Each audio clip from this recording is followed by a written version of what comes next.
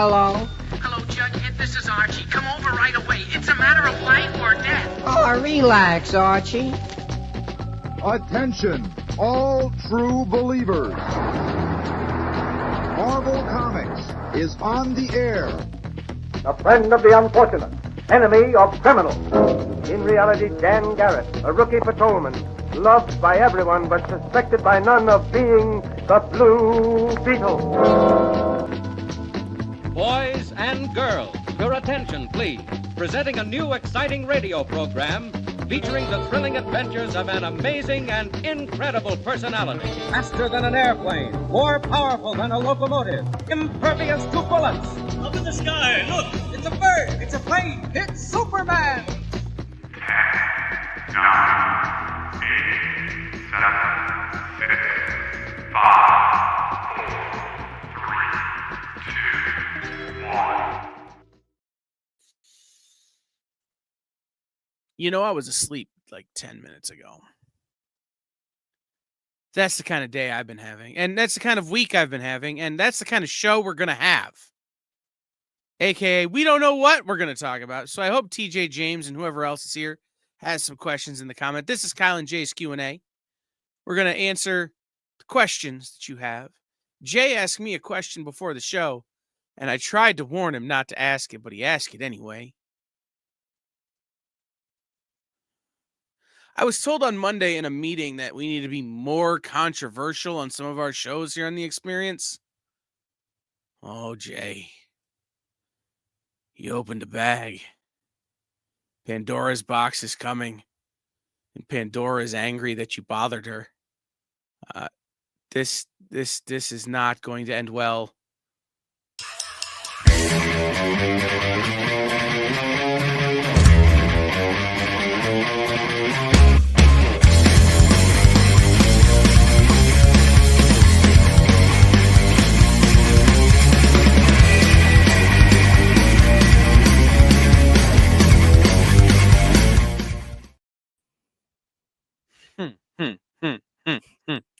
I'm real excited now.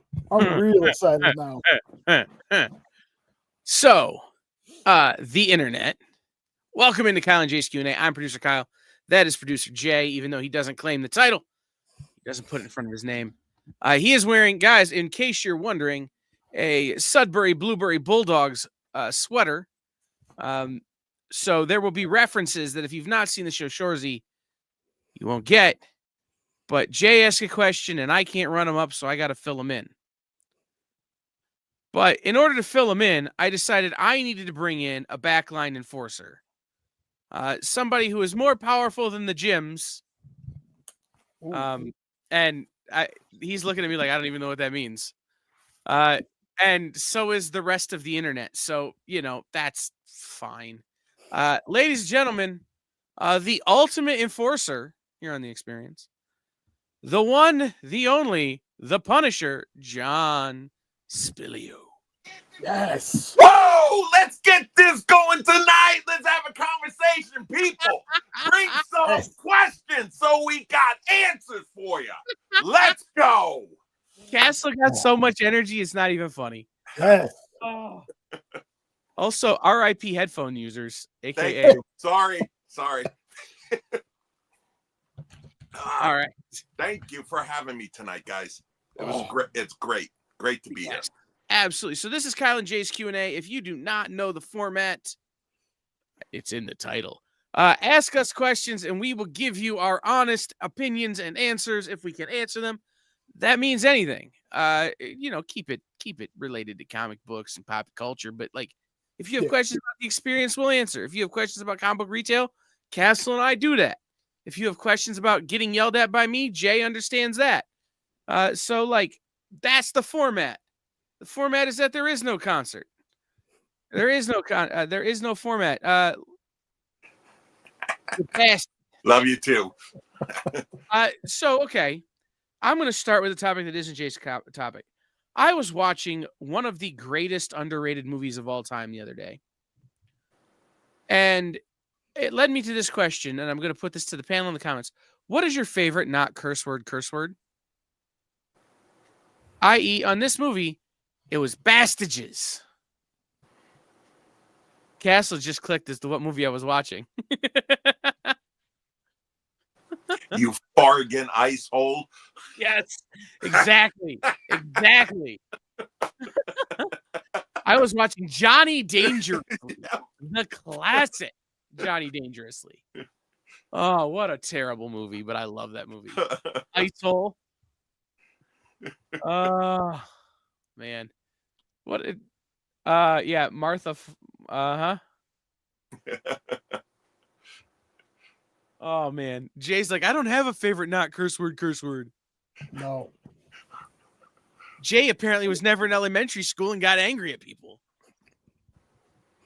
Oh, he was. It's just Jay's parents were okay with him watching R-rated movies at a very young age, as long as he didn't, repeat what he saw. But unfortunately, Jay did repeat what he saw a lot when he was a kid. So there wasn't a fluffer you or anything like that. It was the hard F-bomb thrown at people when I was a kid.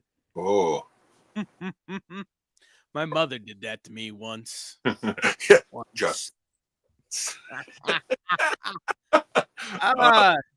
That's awesome. Yeah, no, that was a fun little lead into the topic that Jay brought up, which is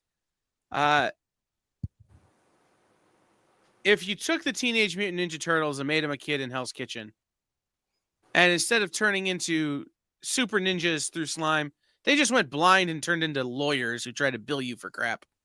How would that be as a show? AKA, Castle, have you watched any of the new Daredevil? Yes. What do you think? I loved it.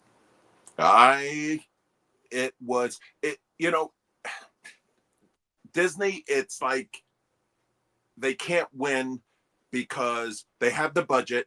So we finally got Daredevil swinging, from building to building, jumping on building. That's great. But when it comes to that, it has a cleanness to it. Where the Netflix, of course, had the dirty grit and everything. So I guess you can't have it both. But I enjoyed it. Of course, the beginning was just, what it is. But I understand why they did it, to move the story forward, and I'm enjoying it so far. You got two great actors. Come on, man. That scene in the diner, that's De Niro and Pacino right there.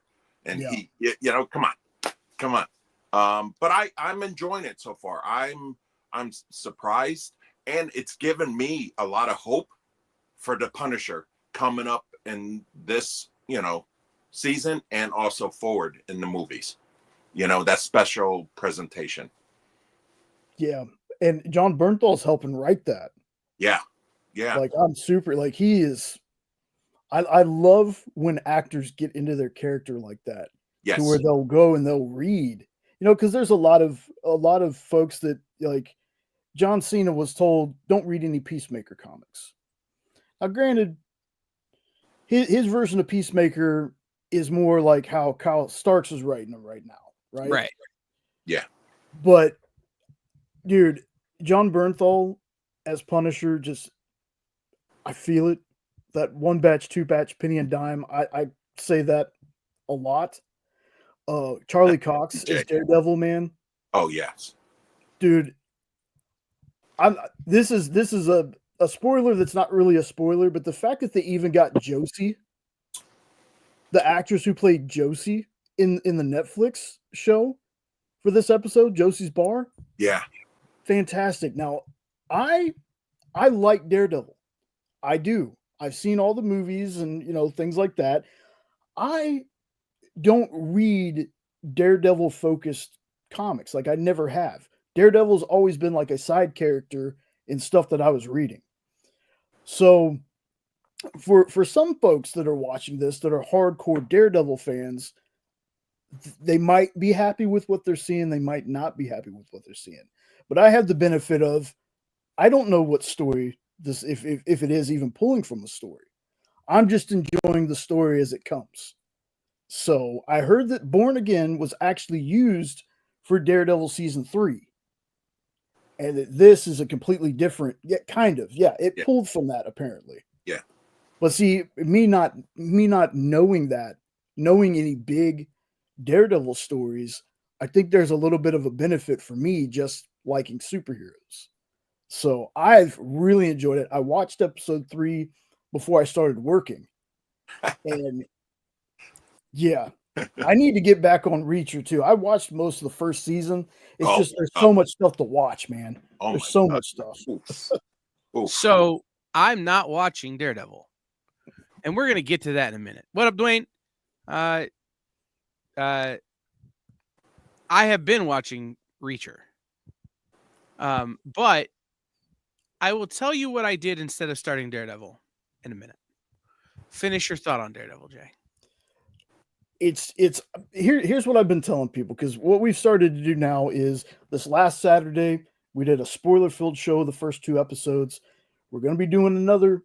I think we're going to make this a weekly thing on the Saturday Lives for Hydra Asylum, where we're going to be spoiler talk about this. I know there's a lot of people that were afraid. They're like, Disney's going to mess it up. And let me tell you this, if there's somebody out there that thought this was going to be Disneyfied, or it was going to be like, I didn't mind how he was portrayed in She-Hulk, because Matt is a ladies' man from the stuff that I have read of him. He's a ladies' man in the comics. He does crack jokes, he is kind of a wise ass, but this one feels closer to the Netflix show, and even more so. The violence is still there. I don't remember hearing any F-bombs in the 3 seasons on Netflix, and I've heard about 5 or 6 in the 3 episodes we've gotten. So they're not shying away from language and violence and stuff like that. No. And I think that benefits what they're doing if they were trying to do, we're going to take what came before it with the Netflix Daredevil, and we're going to ramp it up, because we know that's what people are, people really dug that Netflix show. To me, out of all the Netflix shows they did for Marvel, Daredevil was the best. Daredevil was solid all 3 seasons. Yeah, season 2 is a little bit weaker, just a little, but it introduced us to that. Punisher was the best part, dude. What about Elektra? Elektra, I liked her. It's kind of weird that she's the only one not coming back. They're casting a new Elektra, yeah. Oh, okay. Yeah. That's because that lady's too busy. Yeah. She's got her own show. What is it? I can't remember it, but that's probably why. It's scheduling conflict. Yeah. Right. But again, this is just, if you were worried about that, if you were worried about it being 10-ply, it's not. It's not. Yeah, it's but all. It is 4 to 6. So here's the thing. I'm not watching it for one very specific reason. What's my rule, Jay? If you're gonna name it after a series, it needs to follow that series, that storyline. Yeah. You make Karen Page the kind of person who's going to turn tricks for heroin in Daredevil season 3 on Netflix, and then you redeem her, and then you come back and name the next season of Daredevil after the story where she does that, and knowing full well you can't do that to her again. Really? You're going to do that? Really? You're going to take arguably the greatest story written in the Daredevil universe by Frank Miller, a god in this industry, and you're going to manipulate that story? Really? That's the decision you're going to make, Disney?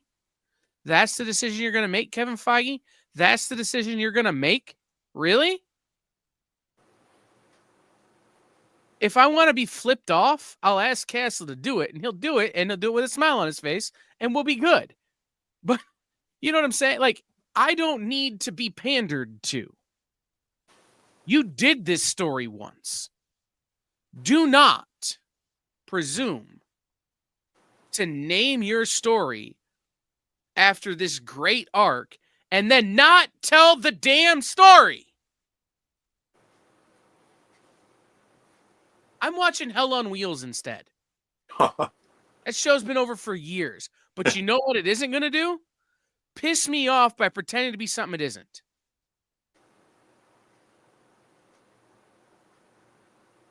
Will I watch Daredevil? Yes, but I'll have to do it after I've had a medical procedure when I'm high as a kite. Otherwise, I'm just going to be angry the whole time. Will I watch Punisher? You're going to have to beat me or cross the head with a stick to stop me. Because at least the new Punisher series isn't called Punisher Warzone or some crap. Right. And not tell me the Warzone story.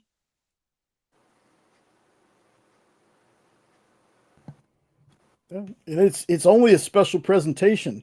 I know. Punisher. The hell. Ugh. Now, remember though, Werewolf by Night though. Werewolf by Night was excellent. Special. The Guardians Christmas special. Right. They've done really well with their special presentation. Yeah. So I'm good with it. But again, if you call this Daredevil from the Ashes or Daredevil, Hell's on Fire or whatever, the King of Hell, these are not stories that are held in high regard by Daredevil fans. Because they don't exist. They're not a thing. Right? And all of those would be appropriate titles for the story they're telling.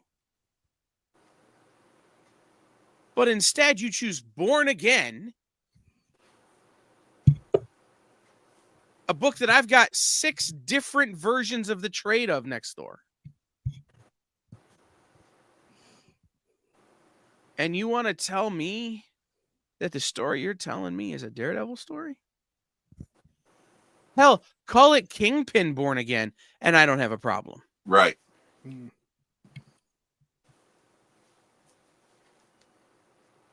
But do not pander. Do not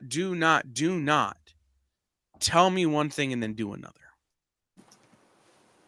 Right? I said this to Henri a long time ago. And it's become my belief. What does it cost Disney to tell comic book accurate stories? Should be nothing. Because here's the thing, right? It makes people like me who are hardliners happy. And the normies don't know. Right. I'm not saying you have to be as complex.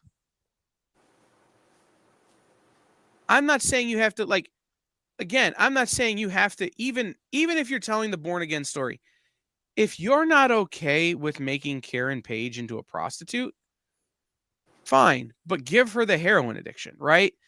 I'm fine with leaving out some of those details just to make it a little more accessible. But don't tell new stories under the guise of being old stories.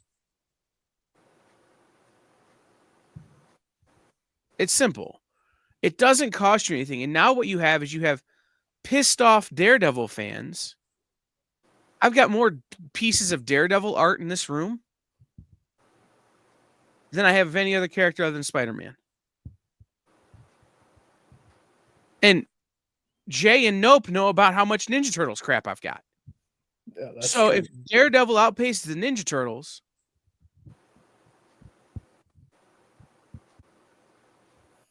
you're just asking for it from me.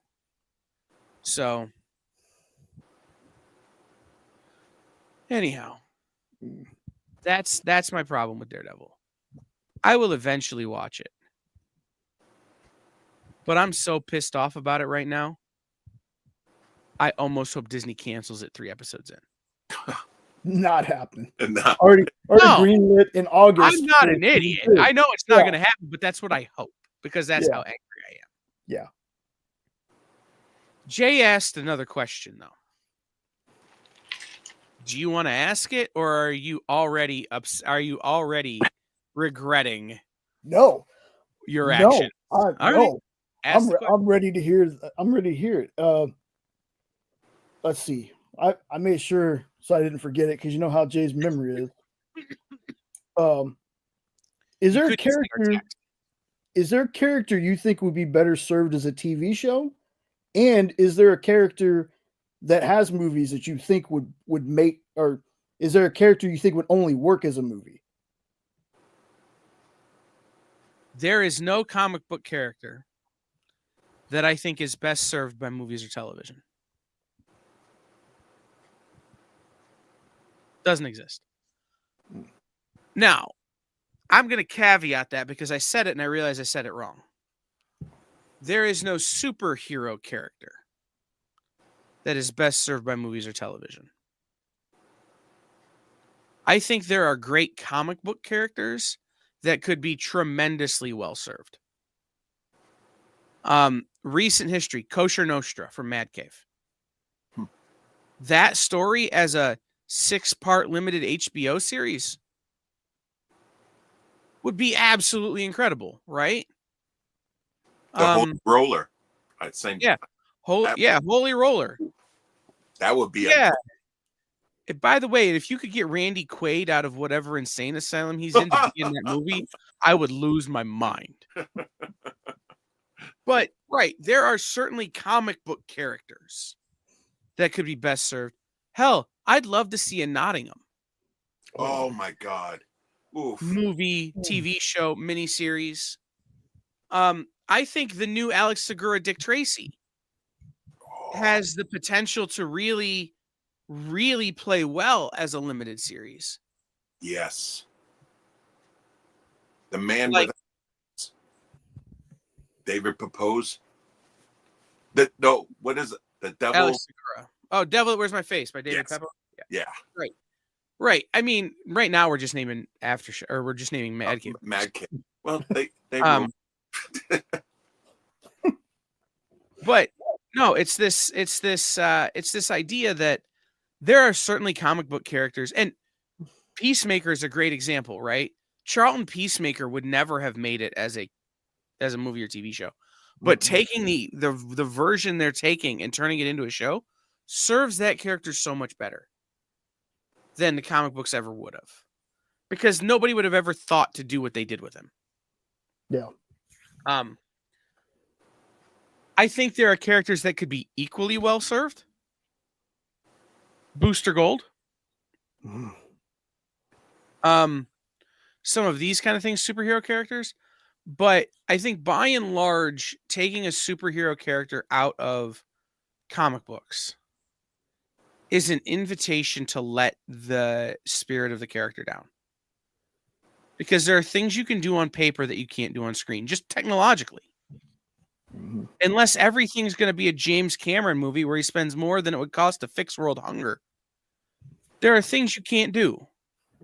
And that's not the fault of the character. It's not even the fault of the filmmaker. Right? You can't tell stories that are so unbelievable, like superhero stories, and try and make them believable just by putting a person in them. That's why live action anime doesn't work so well. Right? Humans have limited capabilities. Technology has limited capabilities. Now, when we talk about movies and TV shows, we tend to be talking live action. Yeah. Are we going to include animation in this? Because that opens another door, right? Yeah.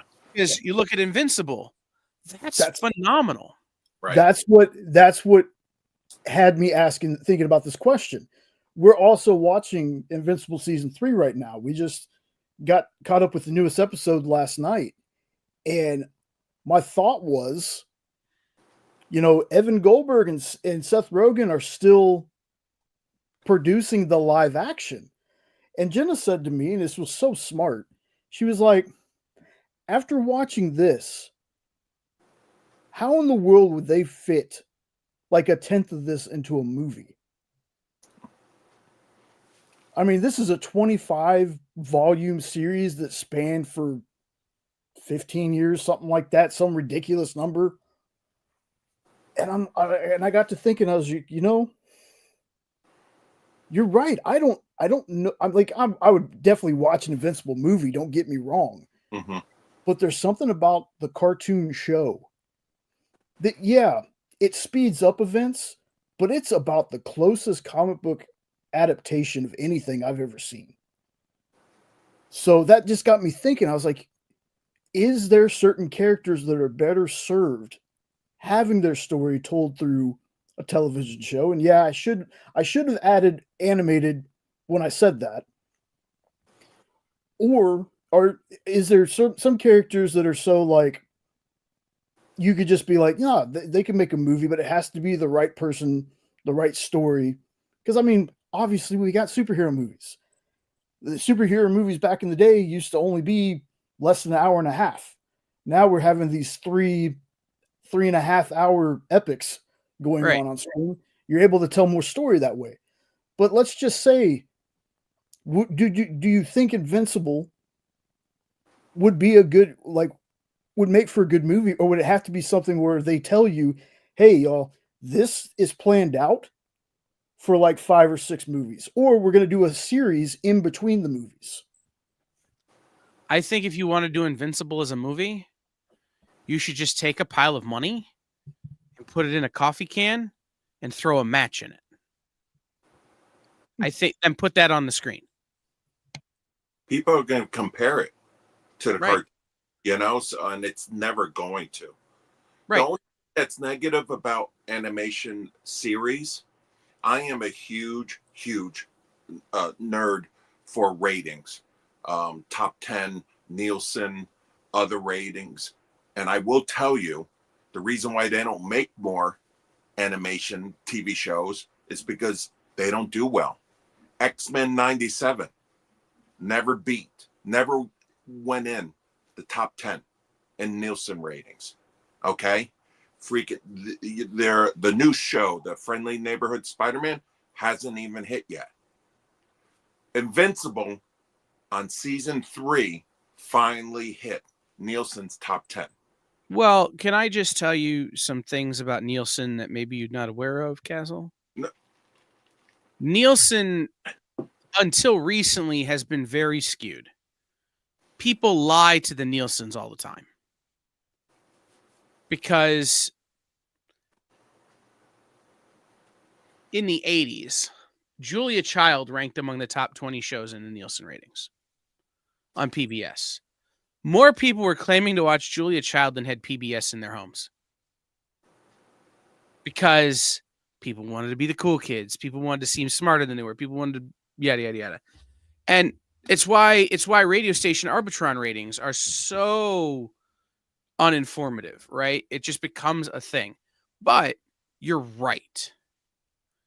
That until one of these shows breaks big, until one of these shows is Walking Dead, it's always going to be this game of, well, live action plays better than animation. Even if animation sets you up for failure in live action. Real quick, I want to come back to a comment real quick, and we'll come back, then we'll get back to this. Bobo, what up, dude? Says, shouldn't you judge whether it's a story or not after all done? I love the comic, but this is the movie. If I want the Karen Page stories, I'll read the comic. Then call the movie something else. Like, that's what I'm saying. I have no problem with you calling it Daredevil: The Rise of Kingpin. Right? Or I have no problem with you, again, calling it The King of Hell's Kitchen. Right? That's fine. Come up with another title that is new, and then take aspects of 5 or 6 different stories and smash them all together and make a great series. But if you tell me you're making Civil War, and then you don't tell me the story of Civil War after I've read Civil War 75 times, you're lying to me to get my money. If I'm going to sign back up for Disney Plus, which I'm going to have to do to watch Daredevil, I'm not going to do it when I know you're lying to me about the product you're putting out. So that's my take, right? Like, it's just name it something else and we don't have a problem. Okay. TJ James says Nightwing would be good. I think you're kind of limited, right? I think any of the ground level characters, though, Batman, Nightwing, Red Hood, any of those kind of grounded superheroes can be equally well served by live action and comic books. But I don't think they're made better by the live action shows, right? Now, you want to make me a nice Dark Nightwing animated series a la the Harley Quinn HBO series? Tell me where to send the money. Yeah. Ed has an off-topic question for Castle. Are you going to do a Castle's Corner on the Swifty Dazzler book you love so much? I already flipped them off. So we're good. A serious representation of Milestone's hardware would be interesting. I agree. I think some of those Milestone characters, again, are perfectly set up for an animated series. I'm not sure that hardware would be the greatest live action. I think maybe Static Shock might work. But even that would be tough.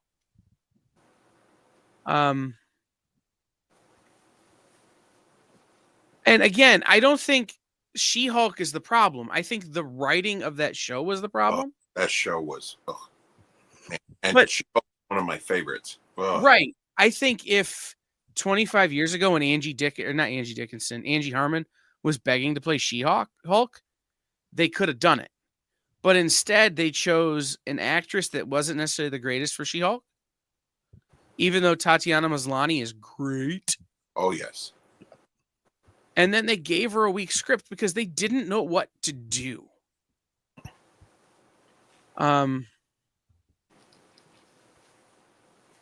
TV movies, live action take too long to plan and coordinate to do correctly. Animation gets it right the majority of the time. Sticking with the story, original content, more importantly, our society. Yeah. Our society doesn't appreciate animation like we do live action. It's true. There's an easier suspension of disbelief in animation. When you have to use tons of CGI to make superhero movie show, it becomes obvious exit of reality.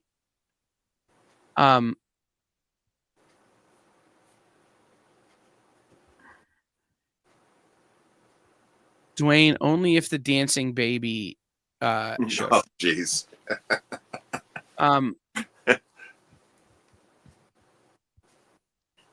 Ed, I'm going to say it. It's bullshit. I don't care if it's an allegory or if it's wishful thinking or if it's supposed to dog whistle to people who don't know any better. It's bullshit.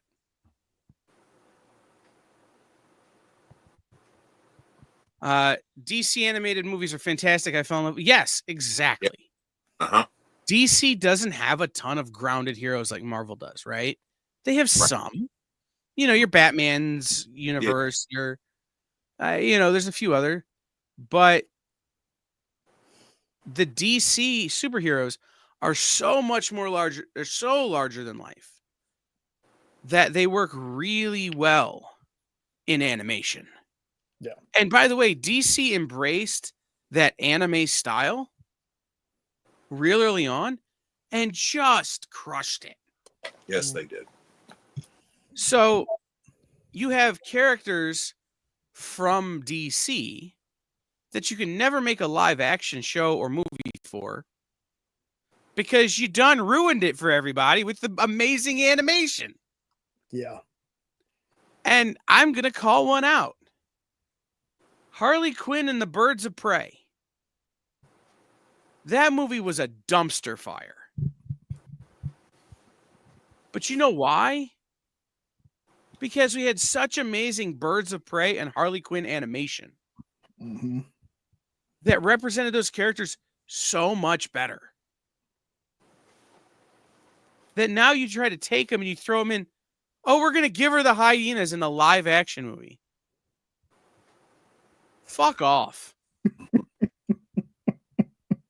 Really?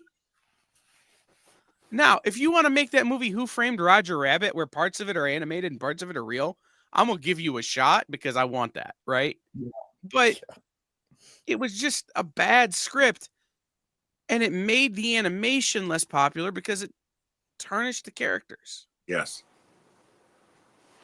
You can't have good characters and then make them look bad in live action because you've made them look great in animation. So the answer to your question, Jay, is are there superheroes that are better served by movies and TV? No. Are there comic book characters that are? 100%.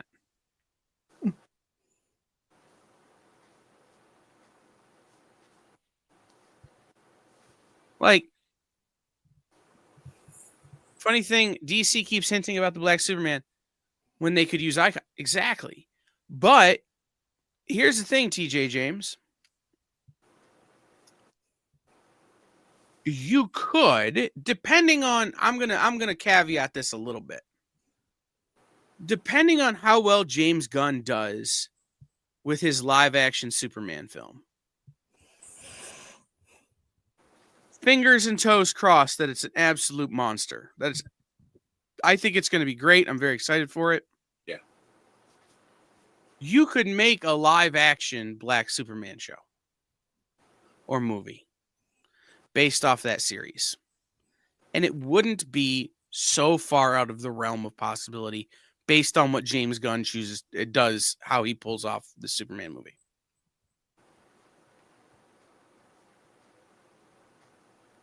I don't think you can do the same with Icon. I think it's too complex. I think it will look a lot like the first Matrix movie, where it's just, this is so much CGI. But I think, again, Icon is one of those that with proper modern animation, right, with some of the new tech, is certainly possible, especially if you animate it in a similar way to Avatar, where it really has this sort of semi-realistic feel, even though it clearly isn't. And now I want a Rocket and Icon cartoon. Yeah.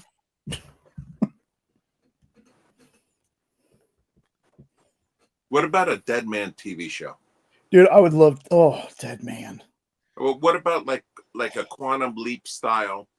He jumps to a body every episode to solve it, so he can, go back into the pearly gates and blah blah blah. It was pitched. Was it? See where? It's not. It's not been ruled out from what I've been told. Oh. But he's gonna have a partner. Oh, what about the question? Etrigan. I don't care. Just let me have some Dead Man. A giant hole right about here who also travels in time. Wow, that's. Come on. Wow. Let's go. See, because I think Dead Man is. I love Dead Man. I got a lot of the Strange Tales. I love him, but could he ever hold a series? No. Not by himself. So maybe a TV show can make him better, depending how they use it.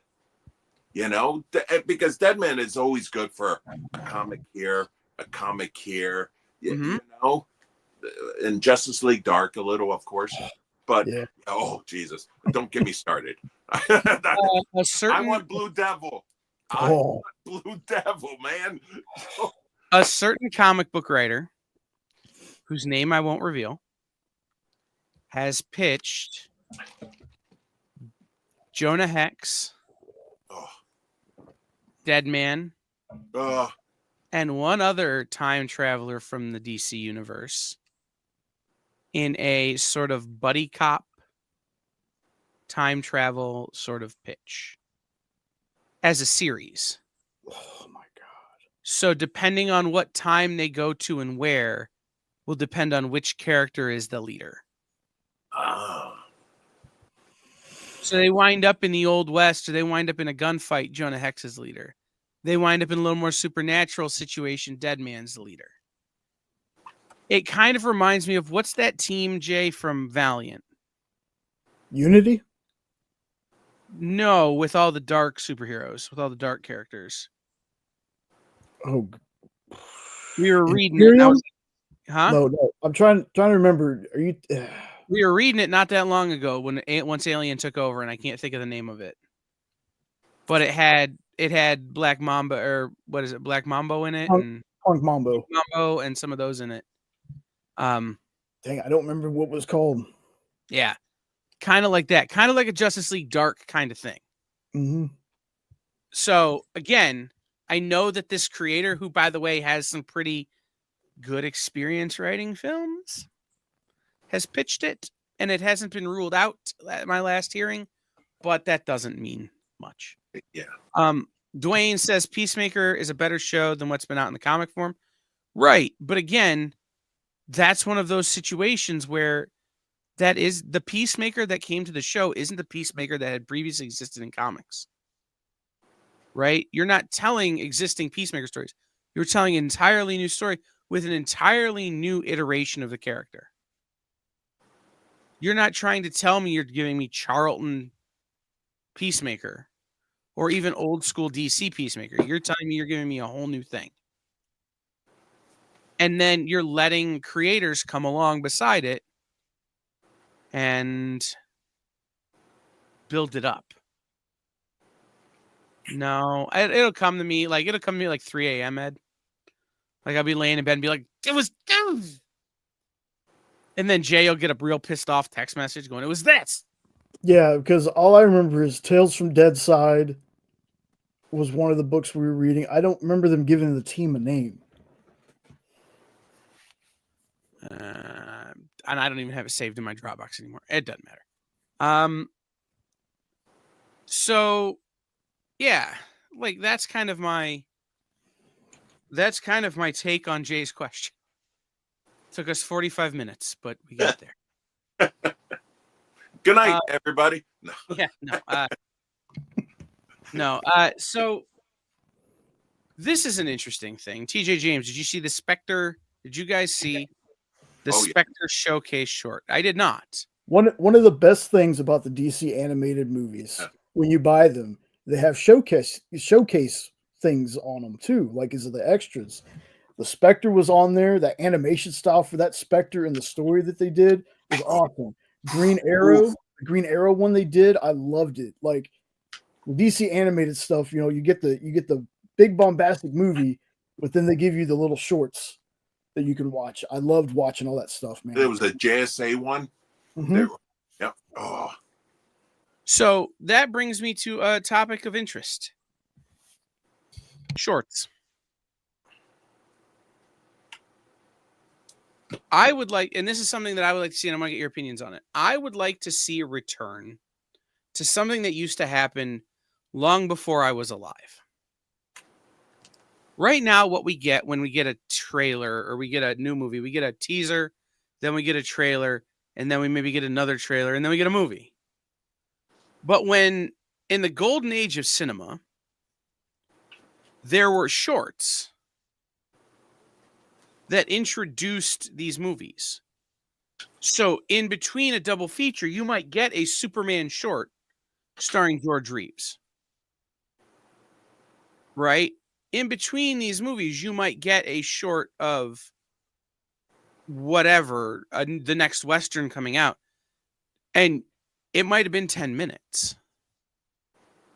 My favorite Punisher film ever made was the one that what's his name? Thomas Jane made on his own. Yeah, Laundry. Dirty Laundry. Dirty Laundry. Yeah. With Ron Perlman. Yeah. Which everybody says I look like freaking Eddie. Thanks. I can kind of see it. Having met Ron a couple of times, I could see it. Yeah. But no, like that's still my favorite piece of Punisher cinema ever made. Imagine if that played before a rated R superhero movie. How bad would people be clamoring for that Punisher movie? True. Right. So now imagine if you went to see Black Adam last year. And before that movie, there was a 5 to 10 minute Superman short with David Cornsweet, directed by James Gunn. Not dissimilar to the trailer we got, but long form. Do you think that would sell more tickets to Superman? Yes. Yeah, I mean, I was already sold the first trailer. The teaser, that's not even the trailer. Yeah. That was a teaser, a 2.5 minute teaser trailer, by the Yeah. way, that But- had 2 lines of dialogue, maybe. But they got you already. Yeah. And they got all of us, but I'm just saying they have us. They got to get the people who are not us. Right. Yeah. You know, that's the thing. Now, if that That's ran in front of right. every Warner And- Brothers movie. And it doesn't have to be in front of Black Adam.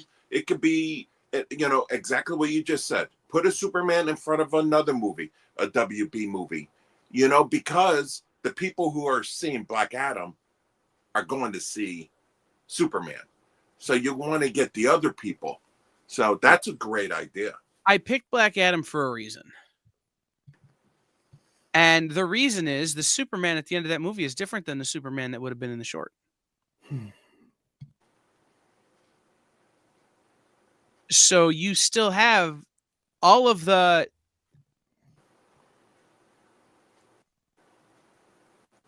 I'm trying to pick a word that isn't going to offend Jay. Go ahead, man. Go ahead. All of the Zack Snyder homers who are still angry that there's a different Superman would have got to see this moment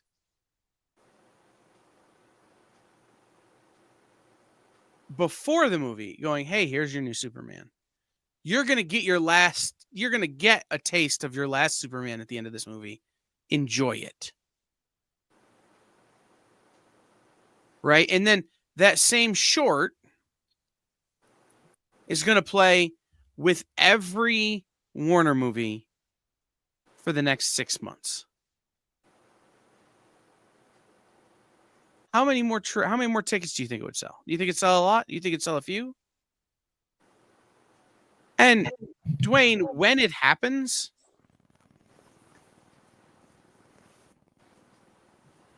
after the movie is fair, but a lot of people walk out of the movie like as soon as it's over.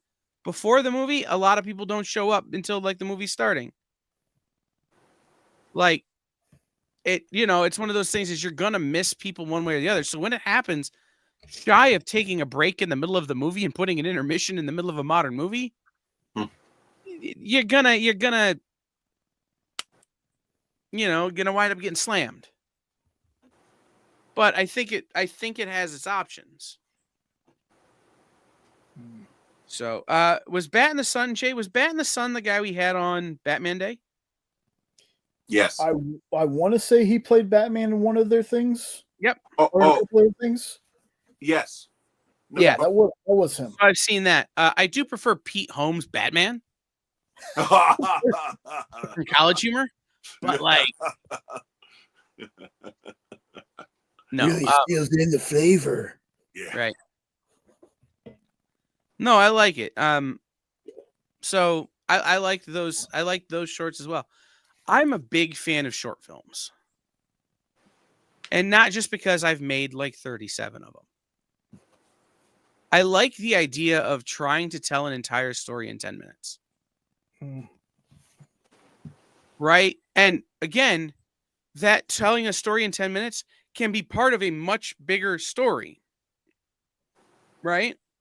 But it's the same as every page of a comic is trying to tell a story in that page. And every panel on every page is trying to tell a story in that panel. Right? You're just scaling. So, it's a thing for me, at least. What up, Travis? How's it going, buddy?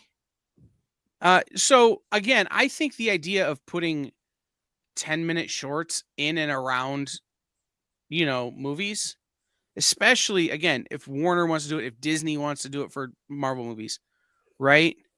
where instead of getting a 2-minute trailer and expecting that to sell tickets, you're telling a short story.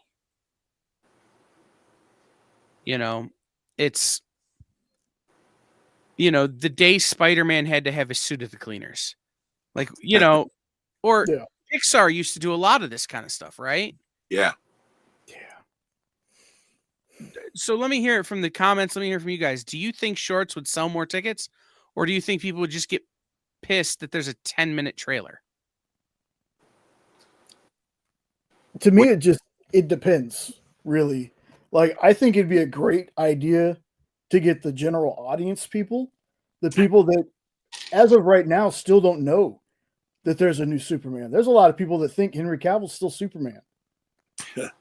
What I don't think it's going to do, though, it's got to be a general audience only thing, because as somebody who likes the DCEU stuff myself, I'm all in for this. Okay, universes change, stuff gets rebooted, actors get replaced. I've said it a billion times. Henry Cavill wasn't the first Superman. David Cornsweat's not going to be the last. I can get over it. But you also have those people right now that they're still wanting this universe to come back. It's not coming back. So I think that's just going to fuel their, well, look at this now. Look at Warner Brothers. Look at Zaslav. They have to do this because they know their Superman movie is dead on arrival. Because everybody knows this movie's going to fail. Well, and I've said something, and I think that this is kind of why I'm bringing this up. There is a contingent that James Gunn could make the next Gone with the Wind. He could make the Citizen Kane of superhero movies. Mm-hmm. Right? He could make the single greatest superhero film ever made, and there will be a not small, but small, very not quiet contingent on the internet that says it's the worst thing that's ever happened because Zack Snyder didn't make it. Right? James Gunn can't win. He can't. It's over. Not only does he have that, though, he also has the people that, believe it or not, folks, there are people outside of Zack Snyder fans that just don't like James Gunn. Well, that's true, too. I know people who don't like either director. I'm a person that likes both of them. But I know people that don't like either director. And it's just they don't like James Gunn. They don't like his style. They don't like anything he's doing. They're so worried that Superman's going to be this goofy movie. Mm-hmm. I don't know. And Ed, I think Ed's a little bit correct in what he's saying there. The newbies might like it, but some vets. Now, me, you can show me anything Superman for days on end, and it ain't gonna bother me. Yeah. Okay, I'm that hardcore of a fan. But I could see people who they're already invested in it, see these things and be like, okay, I'm starting to kind of that little bit of I'm annoyed, so I'm losing interest, if that makes any sense. No, I think they really have to pick and choose. Right. And I'm not the guy to make those decisions. Like, I'm just saying, put it in front of every Warner Brother movie for 6 months. But maybe it goes in front of this movie and that movie and this movie and that movie, right? Mm-hmm. And then everything else just gets a regular trailer. Right.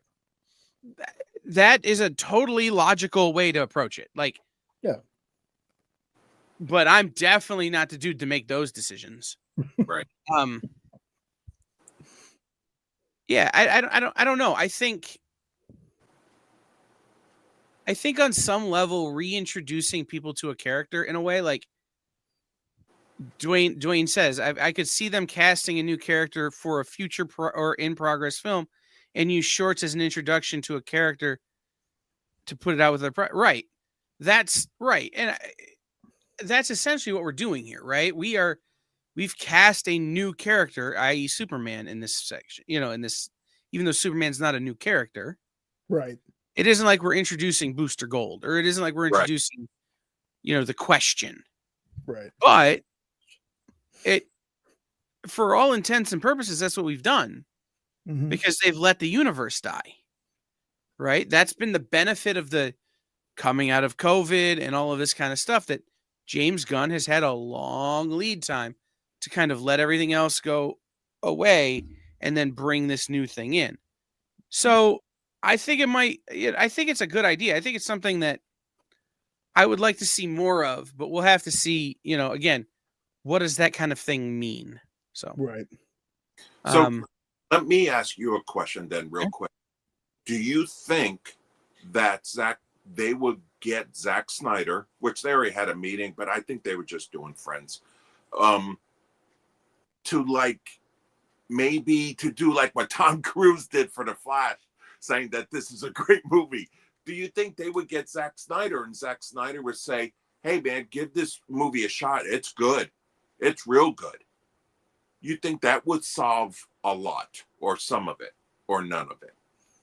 No. Because these folks don't even want. I'd be happy if they just continued it in the comics, or if they made me a Justice League 2 or 3 or a Man of Steel 2 in cartoon form. But some of these folks it's either this universe or nothing at all. It's ridiculous. It really is. Here. There's an analogy I want to make that I won't make because I've already said some inflammatory things on the show tonight. But it would be like having a member of the past presidential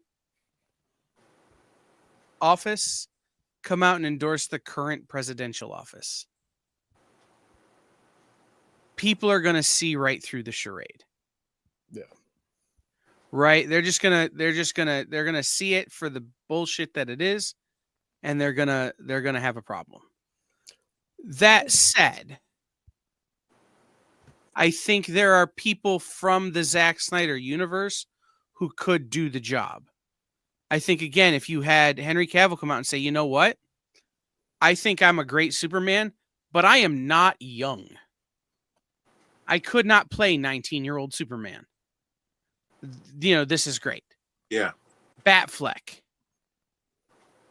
Some of these people coming out and endorsing it, especially actors who are going, look, you know what? I wanted to keep playing this character, but I can see now why I was not right for it. I think that could have some effect, right? To me, if it's going to be anybody, it's going to be Henry because Henry loves the character so much. Right. Yeah. Anybody's going to endorse it, it's going to be Henry. But again, as we get the next Batman movie, if we get the next yada, yada, yada, it turns into a, okay, well, is there someone from this movie that, hell, I think, people are still angry about Batgirl, right? Yeah. Yeah. I think if somebody from Batgirl comes out and goes, look, the cut that was going to go to theaters was not the movie we signed up to make. It was a bad movie. What was going to make it to theaters? I'm good with it dying. I think that would ease a lot of people over, right? And that's something that has happened a lot of times in film where you sign up and you make a movie, and then the final cut is not the movie you signed up to make. Just because stuff doesn't play well, stuff doesn't work out, studio notes, whatever. Well, guess what? It can happen the other way. So I think it's why it hasn't happened recently, but you guys know who Alan W. Smithy is? Mm-mm. Alan W. Smithy doesn't exist, but he's directed more movies than anybody you've ever heard of. Because it was the name that directors would put on movies that they didn't want to put their names on. Mm. Because the movie had changed so much from what the director had signed up to make that they no longer wanted their name on the movie. And I think that happens still, right? Oh, yeah. So, again, I think maybe seeing a Henry Cavill or Ben Affleck or somebody come out and endorse the next phase might go a long way.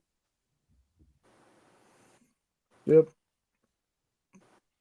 Yeah, all right. I'm on board with that 100% because it's one of those things. I don't want the comic book universe the comic book fandom. I don't want them to go the way of how everybody says it. Even the Star Wars fans tell me this. The worst fans of the worst fans for Star Wars are the Star Wars fans or something like that. There's some Star kind of Wars saying. fans pooping in their own punch bowl since the late 80s. Yeah, Yes. there you go. I don't want that to happen with DC and Marvel. No. I'm a DC guy, even though I love Punisher, obviously, and all, but I'm more of a DC guy. And it killed me, that's everything went to kablooey, but now they're not giving this. I mean, I've seen so much hate for James Gunn saying this movie sucks. It's going to look, and it's like, oh my God, man, let him make the food. Let him cook. I hate that saying, but yeah. And well, if you're gonna ask him to make dinner, you gotta let him shop for the groceries, right? Right. Yeah. And that's what we've done, and we've got to let him now cook the food.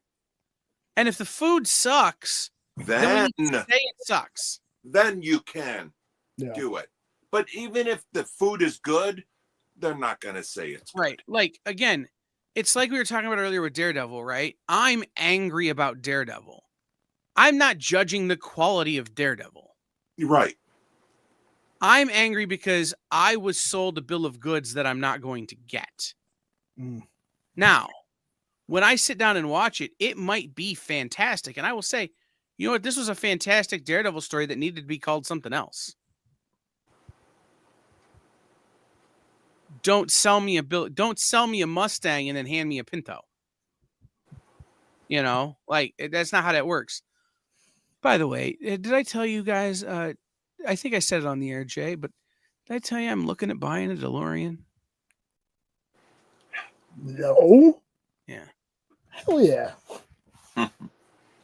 I found a guy who's going to wrap it to look like the Ecto one. So I'm going to do the inside to look like the Time Machine and the outside to look like the Ghostbusters car. Bro, the mashup I didn't know we needed till you said it. Holy hell. It's a thing. Anyhow. That's a bigger what's the word I'm looking for? That is a bigger project than I am ready to make at the moment. But if I can get the DeLorean, it's gonna happen. Because I just need another reason to go to Comic-Cons, right? Yeah. So we're an hour into the show, and I have a couple of topics that I want to talk about. But before we get into that, guys, in the comments, if you have questions that you would like us to tackle, please ask them. Please. But Castle, you're working at a local comic shop these days. Tell people about your shop. Tell people where they can find your shop. Tell people where they can follow the things you're doing at your shop. Oh, right. Thank you. Mm-hmm. I work at Past, Present, and Future Comics. There's 2 stores in South Florida, West Palm Beach, and Davie, which is more south near Miami and all. You can follow us on Instagram and Facebook at PPF Comics HQ. And I really love working at a comic book store. So I really, really do.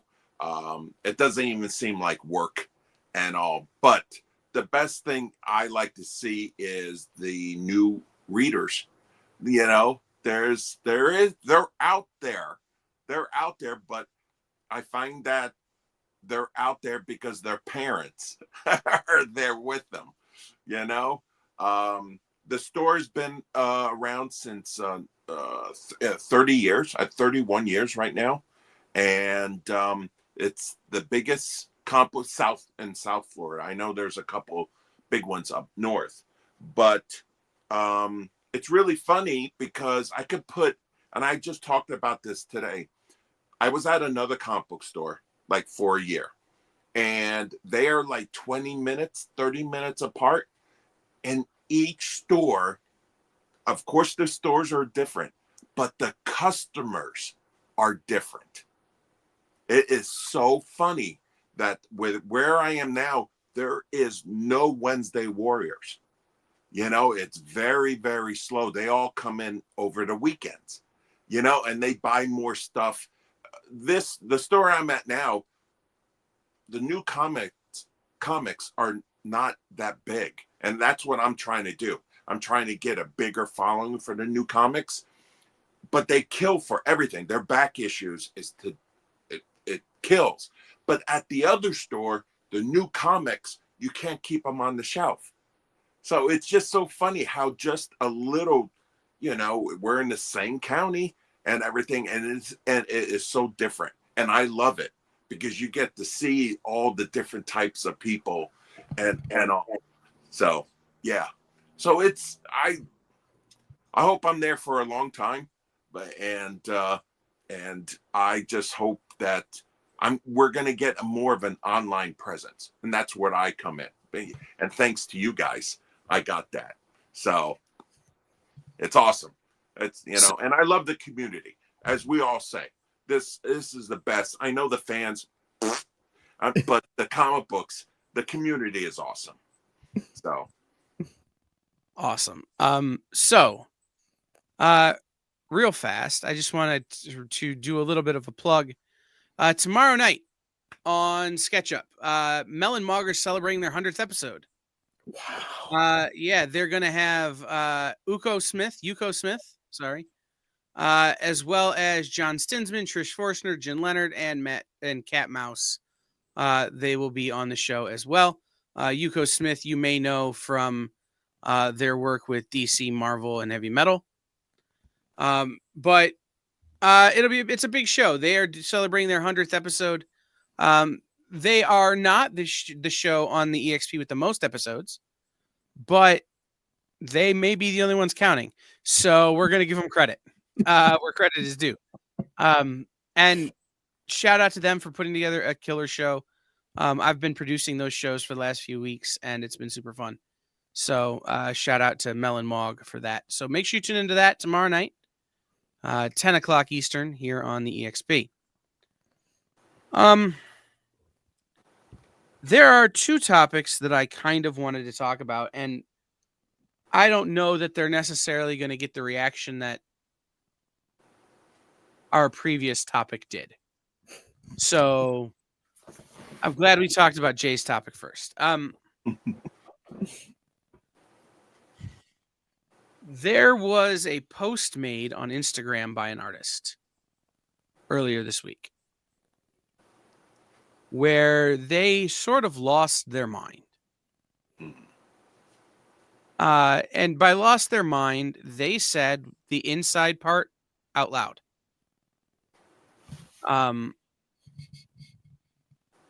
Okay. We have a question, and we'll get back to this story. TJ James, Kyle, swinging back real quick to the data stuff.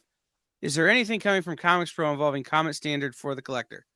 Not at the moment, TJ. That's not to say there won't, but right now, everything Comet Standard seems pretty focused on behind the scenes things. I would imagine that your apps like your CLZs and your Overstreets Access and your whatever will start using Comet Standard data files to add to bolster their own app services. But again, that will all be behind the scenes, not necessarily collector facing. But I would imagine that at some point there will be something that would give traditional and I'm going to call it what I would call it if I were talking in an app development meeting, end users,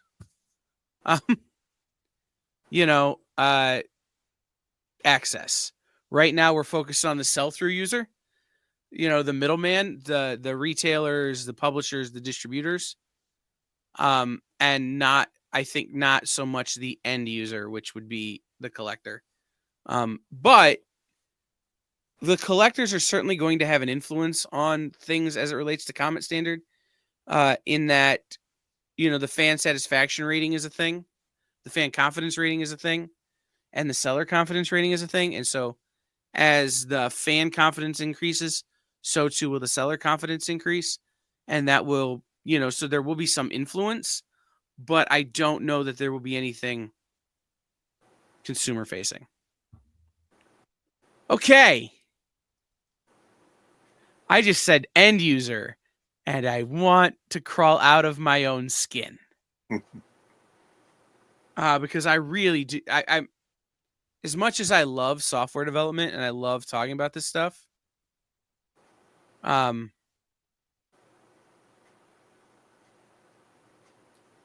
Anyhow, as much as I love this kind of stuff, I need a break from it. So anyway, a post was made on Instagram by a creator, a well-known creator, by the way, where they said the inside part out loud. And they started talking about page rates at Marvel. John knows what I'm talking about. I think you read the post. Yeah. Jay, do you know what I'm talking about? I think I have an idea because it was shared on my Facebook. Yep. I think so, yeah. So this creator was bemoaning the fact that page rates are falling to the point where artists are doing comic pages at less than minimum wage in some places. And it kind of, not Andy, but I think Andy shared it. Let me look. No,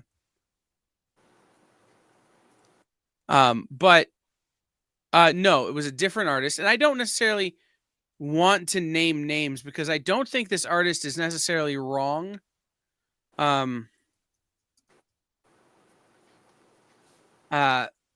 But I think maybe there's a bigger conversation to be had here.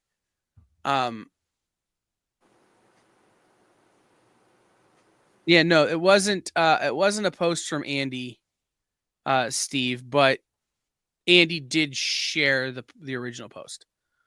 Okay.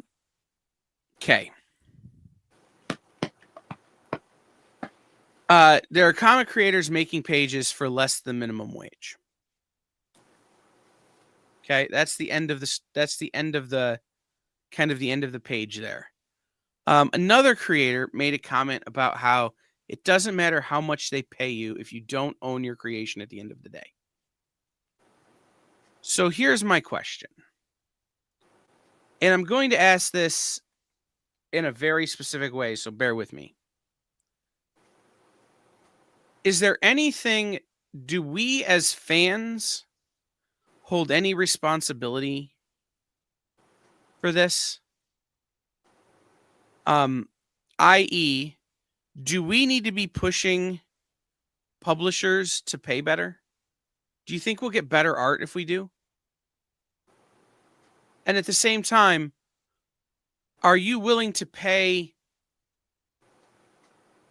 double what you're paying now if you know that artists and creators are getting an equitable pay rate?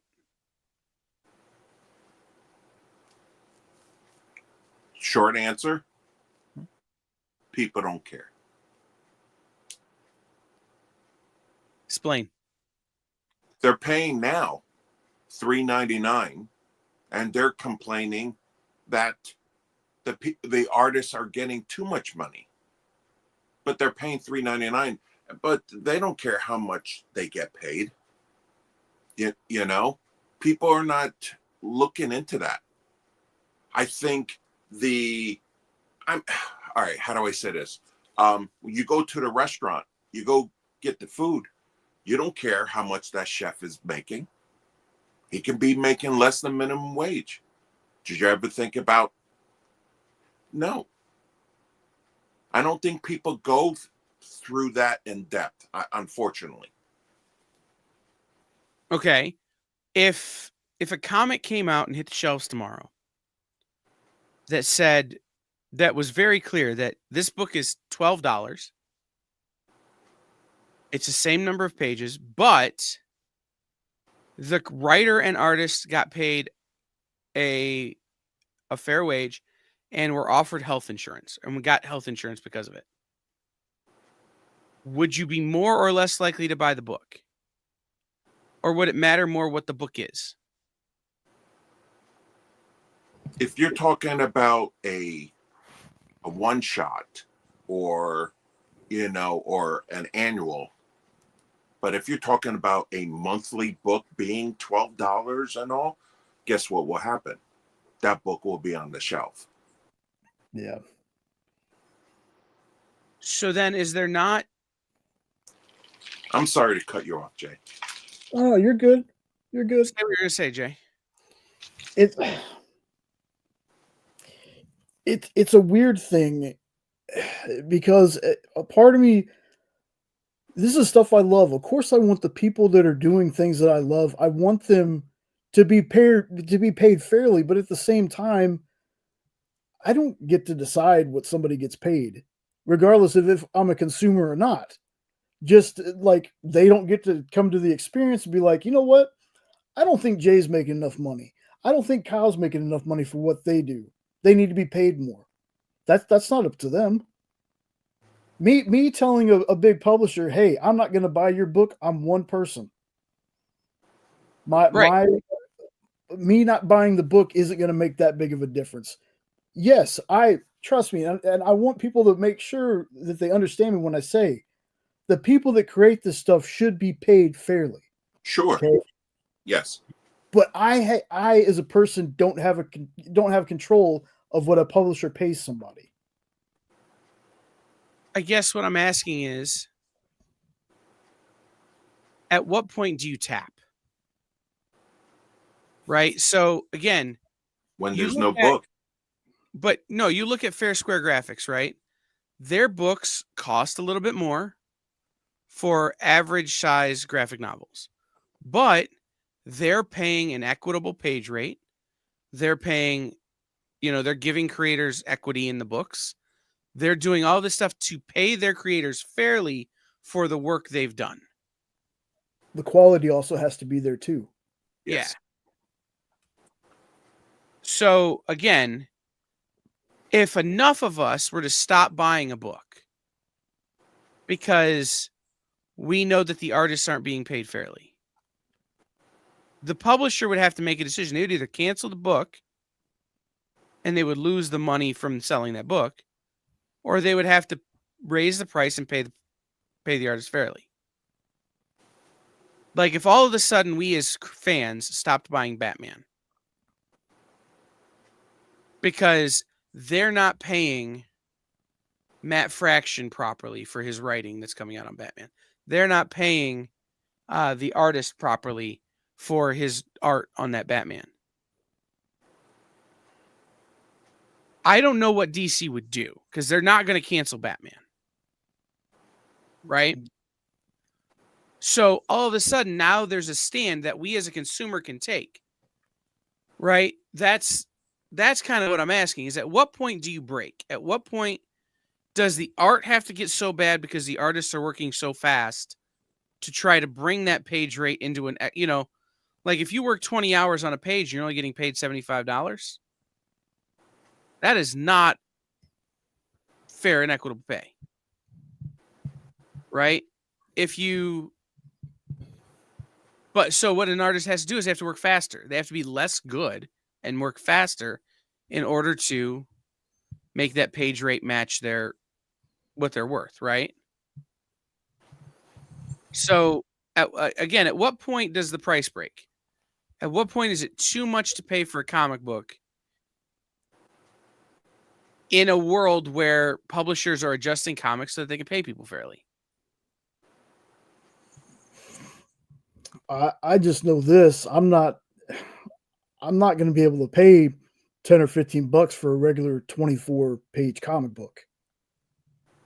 Like if you're talking about that kind of raising the price like that to be able to pay things like that, like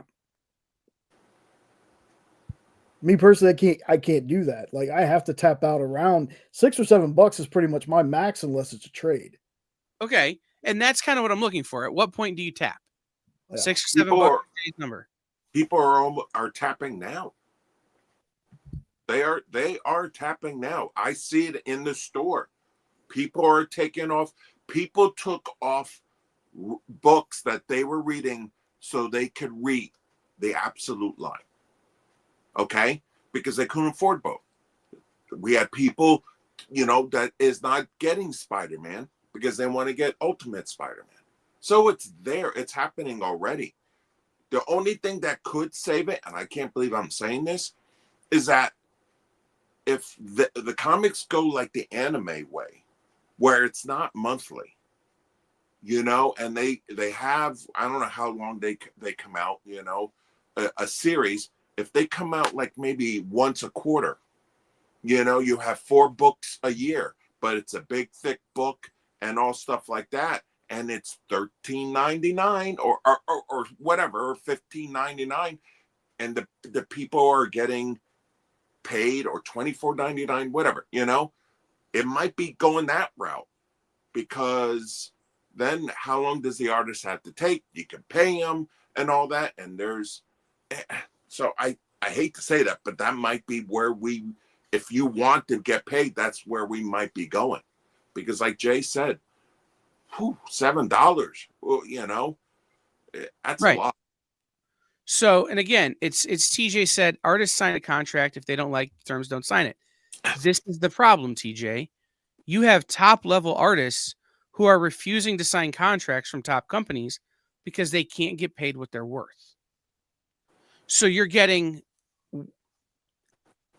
lesser known artists, oftentimes lesser quality artists, doing top tier books, because that's who will sign the terrible deals. Yes. So at what point, okay, if it's not a price point, how bad can a book get before you stop reading it, if it's something you're into? Perfect example, Immortal Hulk. That book died. Nick Klein wasn't on it, the artist, and that drop. So I think people will have like a constant, I mean, they don't like it when there is a, what do you call it, an artist that just comes in for one issue and the art is back. Right. You know, it's like one issue. Yeah. No, we're going to get back, you know. Absolute Batman even had it too on issue 4. Oh, drop. One issue. So maybe people see constant bad art 3 months, 2 months, 3 months. I think they're done. Even if the story is really good, which again, I hate saying that, because writers are important and as much as artists, but if some people are like, wow, I like the story, but I can't get through the art. Yeah. Right. And then, because the other thing this opens the door to, and this is why I think this conversation is really being had, is if the consumer is tapping out at the price point we're at now, at $3.99, $4.99, and artists can't make a livable wage, and people are willing to keep buying if the art is somewhat passable, what's to stop these companies from doing whole books in AI? Oh,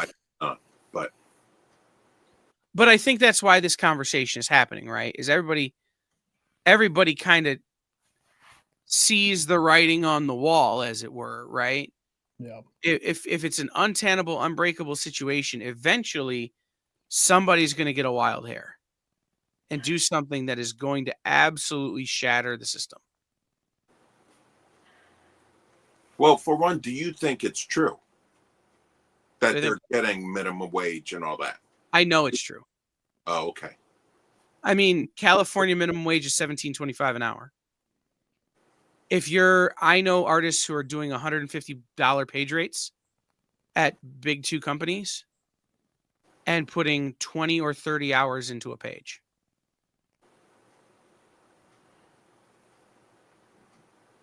Well, you divide $150 right. a page by 20. That's not a lot of money. Yeah. Per hour.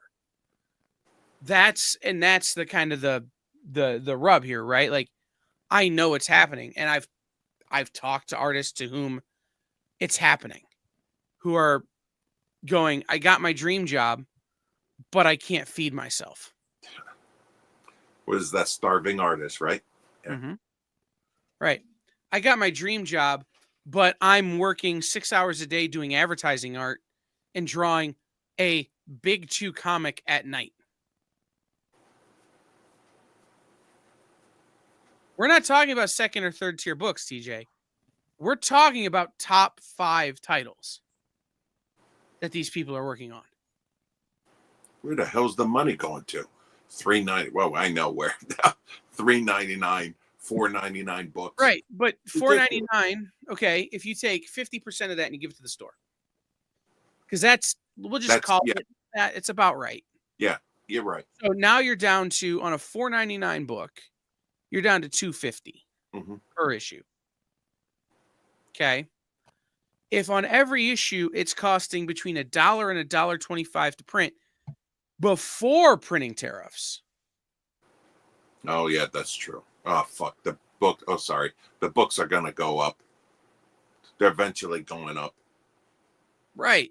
So now you add 25% onto that at $1.25 a piece. Now you're looking at, we'll call it $1.50 a book, right? Just for printing.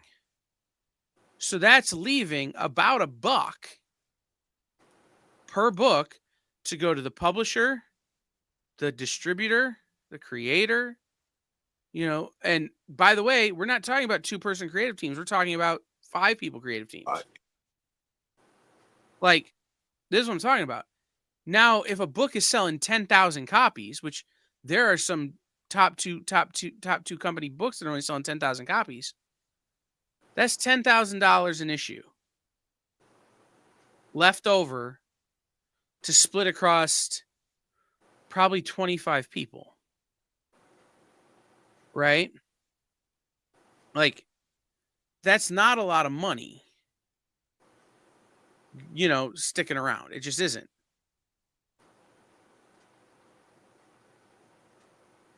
It's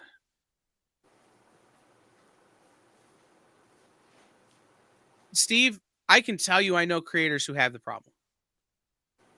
Those are creators who are not necessarily getting, and by the way, when you're talking about a top 10 creator, you're talking about a Gary Frank, you're talking about some of these guys, they can negotiate for those deals. But we're not talking about those guys. We're talking about the, pardon my French, soup to nuts artists. Like, you put Gary Frank on a book, he's going to sell more copies. Right? But there are other creators who are doing more work than Gary is for way less money. Because their name doesn't necessarily move copies of the book. So they don't get to negotiate their rates. There's an artist I follow who made a comment that it doesn't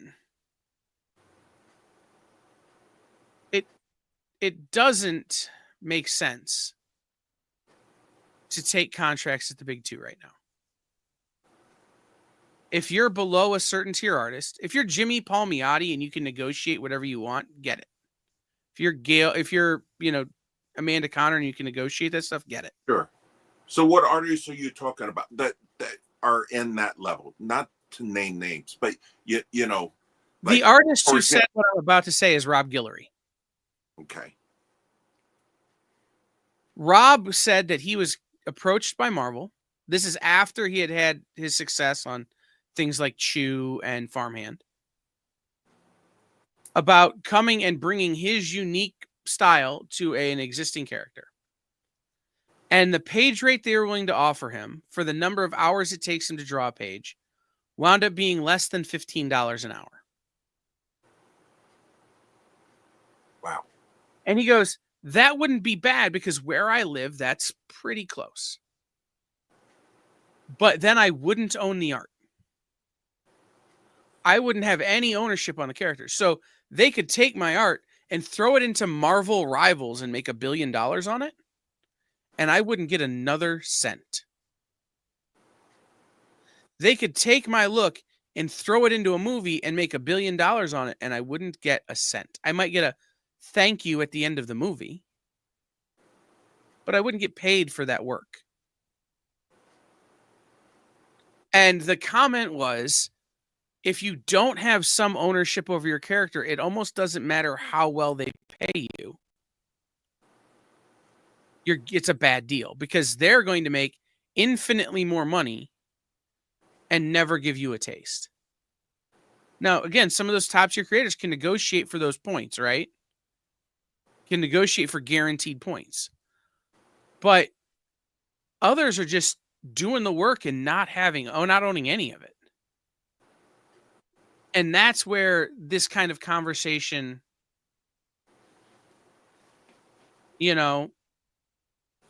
becomes a question, right? So again, it's over here. Guys are going, that's coming. AI is only going to grow. I tell all my artist friends to try to embrace it and use it instead of fighting it. It's not going away. It's going to improve. Actually, Ed, this is what's going to kill the industry.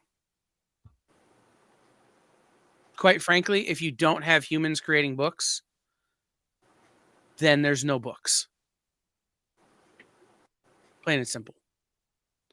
Like, the fact of the matter is, AI is soulless. It can mimic really well, but it is soulless. You're never going to get the look on Peter Parker's face after he breaks Mary Jane's back, or after he breaks Gwen Stacy's back, from a machine. You can't.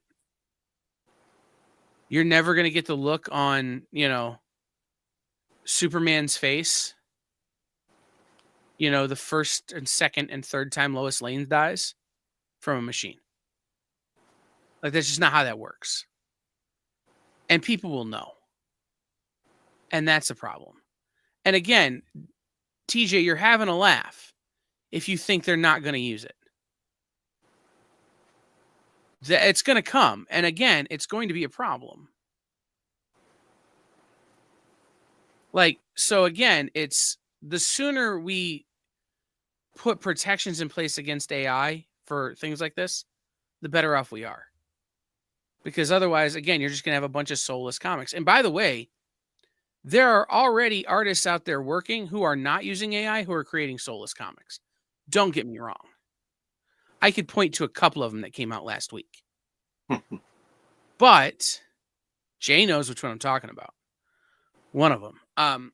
But at the same time, if we don't, as buyers, disincentivize that action, there's no reason not to take it. That is not how this works, though. They're not being offered percentage of sales. They're not being offered points in movies unless they're top level creators who can negotiate that stuff up front.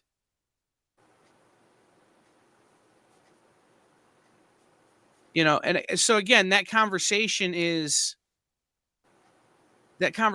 being had, I think, because again, people are seeing how much Marvel Rivals is generating for Marvel. And they're seeing their art being used, and they're going, well, wait a minute, why am I not being paid? That is literally lifted right out of my book. You've not done anything with that. You've just basically stolen my art and put it in this game, and I'm not getting paid.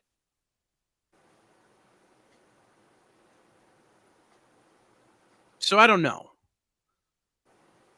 But I think it's a conversation that we as fans have to keep having, because we're the only people who can disincentivize this option.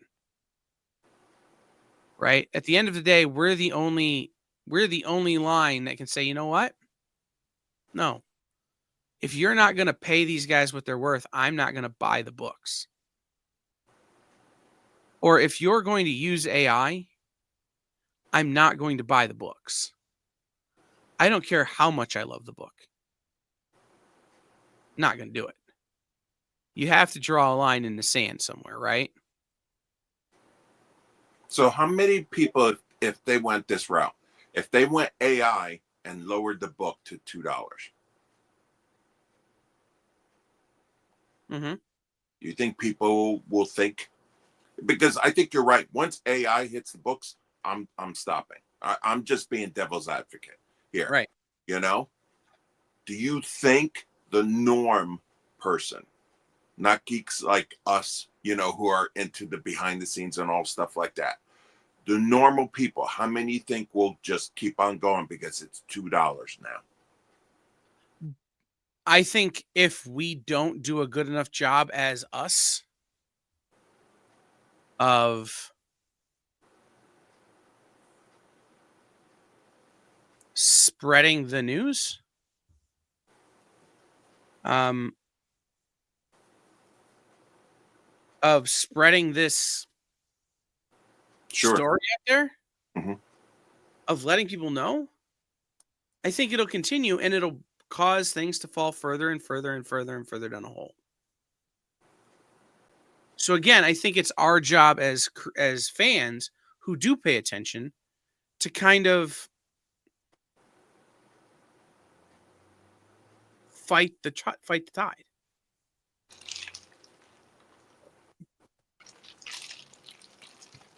Ed, I'm going to say this one last time. The first time I find out about this, I will be on the internet for hours and hours and days dragging that creator through the mud. You don't feed the machines. The more you do, the more you're killing all your friends. Period. The first person I hear about actually doing this, it will be, and I know a lot of other people who will be on board with that, it will be the end of that person's career. Period. It's already happening in the gaming space, by the way. It's already happening in the RPG space. Just saying.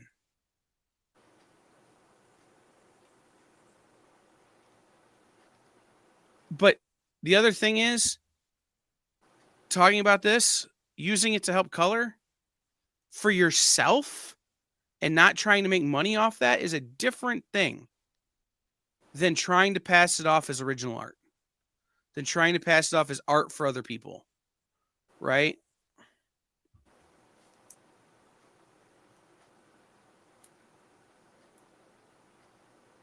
So again, I think it's a conversation, right? Like, we have to be out here proselytizing for actual artists and actual writers.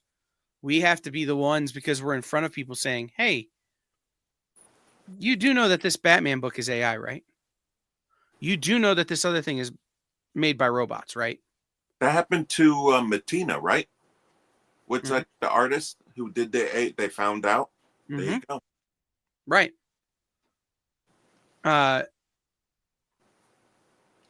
Like I said, it's one of those things, right? That, like, we have to be the front line of defense on this. You know, we are, for lack of a term, we're the 82nd Airborne in the Battle of the Bulge, right? We are the front line. If we hold, everybody else will follow. If we break, everybody else will follow. So that, again, I didn't mean for this to be this long of a topic. I just kind of wanted to get your answers on. It's a good one. At what point do you tap, right? Yeah. I have another topic that I wanted to bring up, but I don't know that I want to bring it up.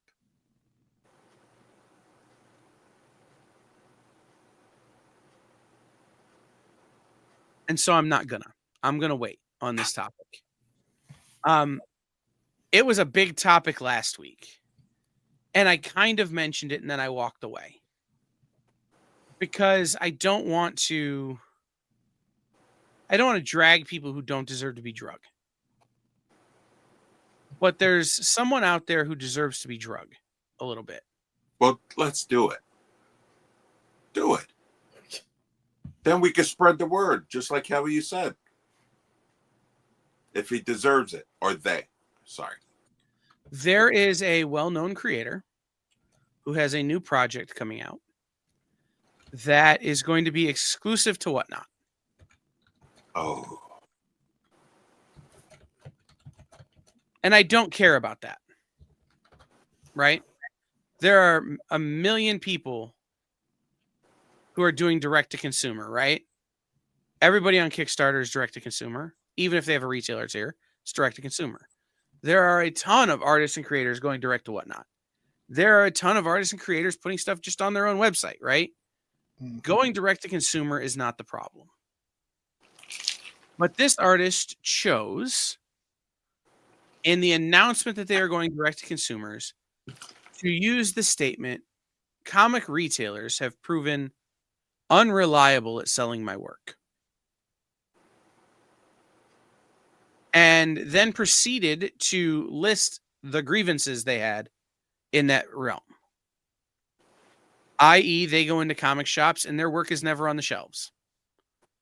That when they do a variant of a big 2 book, they sell out super fast.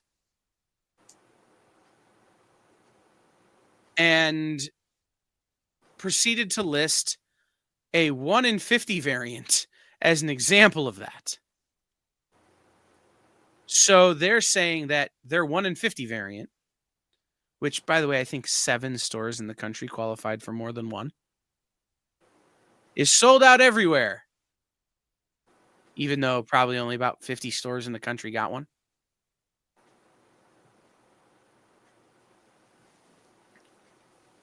So, not a really good example, right? No. But then this publisher, or this creator doubled down and said, by the way, I'm working with certain comic shops to do exclusives because they've reached out to me for it.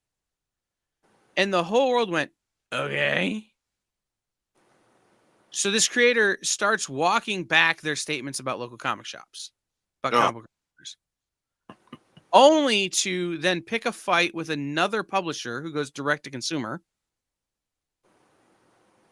who was defending them. The full details of this story are important, and I'm not giving them to you. This is a book that I would guess, John, in your shop, you might sell 5 copies of. If you know there's a book that's only ever going to sell 5 copies, does it warrant shelf space and a new book rack? No. Or is it's subs only, right? Right. If there's a book, even if that book is by one of the biggest named creators ever in our industry, that makes a difference. Yeah. So again, if you have a creator that you know is doing a creator-owned book that is going to sell 5 copies because this book's been around for 25 years and you have sales data to back up that it's going to sell probably 5 copies, would warrant shelf space because it's a big name creator? Yes. Okay. How many extra copies would you order beyond 5? Not many. How many subscribers? So you know you have 5 copies. You have 5 subs for this book. Oh, okay. You're going to sell 5. 1. Okay. Yes. Maybe 1 or 2. For example, the prime example was what's that Dark Horse book that came out? Mike Allred and Laura Allred, the something Twilight from Minor Threats. Oh yeah. I know what you're talking about. Okay, there's a big guy, right? Mike, Laura, Matt Fraction. Mm-hmm. Get no subs, no. 1 book. Yeah. So if you order your 6 books and you sell the one off the wall, and then this creator comes in, are you being irresponsible with selling their work? Are you being unreliable in selling their work? No. Okay. Well, since TJ called him out,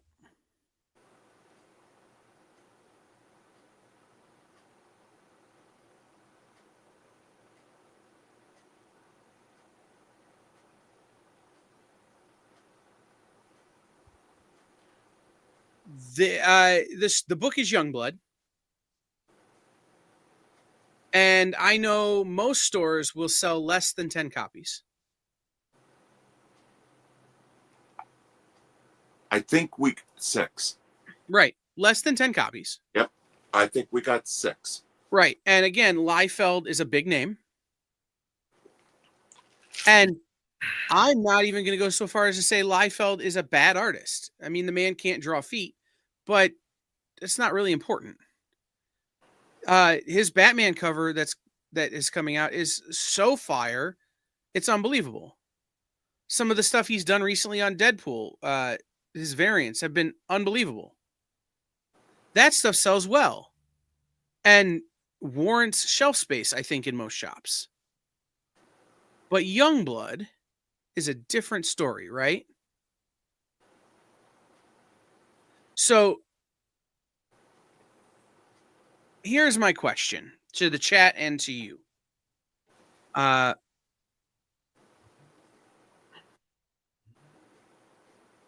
Sorry, my insulin is acting up and it's distracting me, and my ADHD is strong because I'm very tired.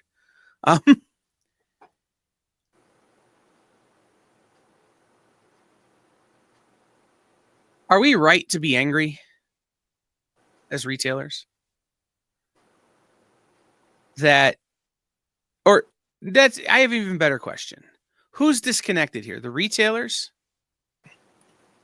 or Rob Liefeld? Yeah, because there's a disconnect somewhere. Well, as someone who's not a retailer,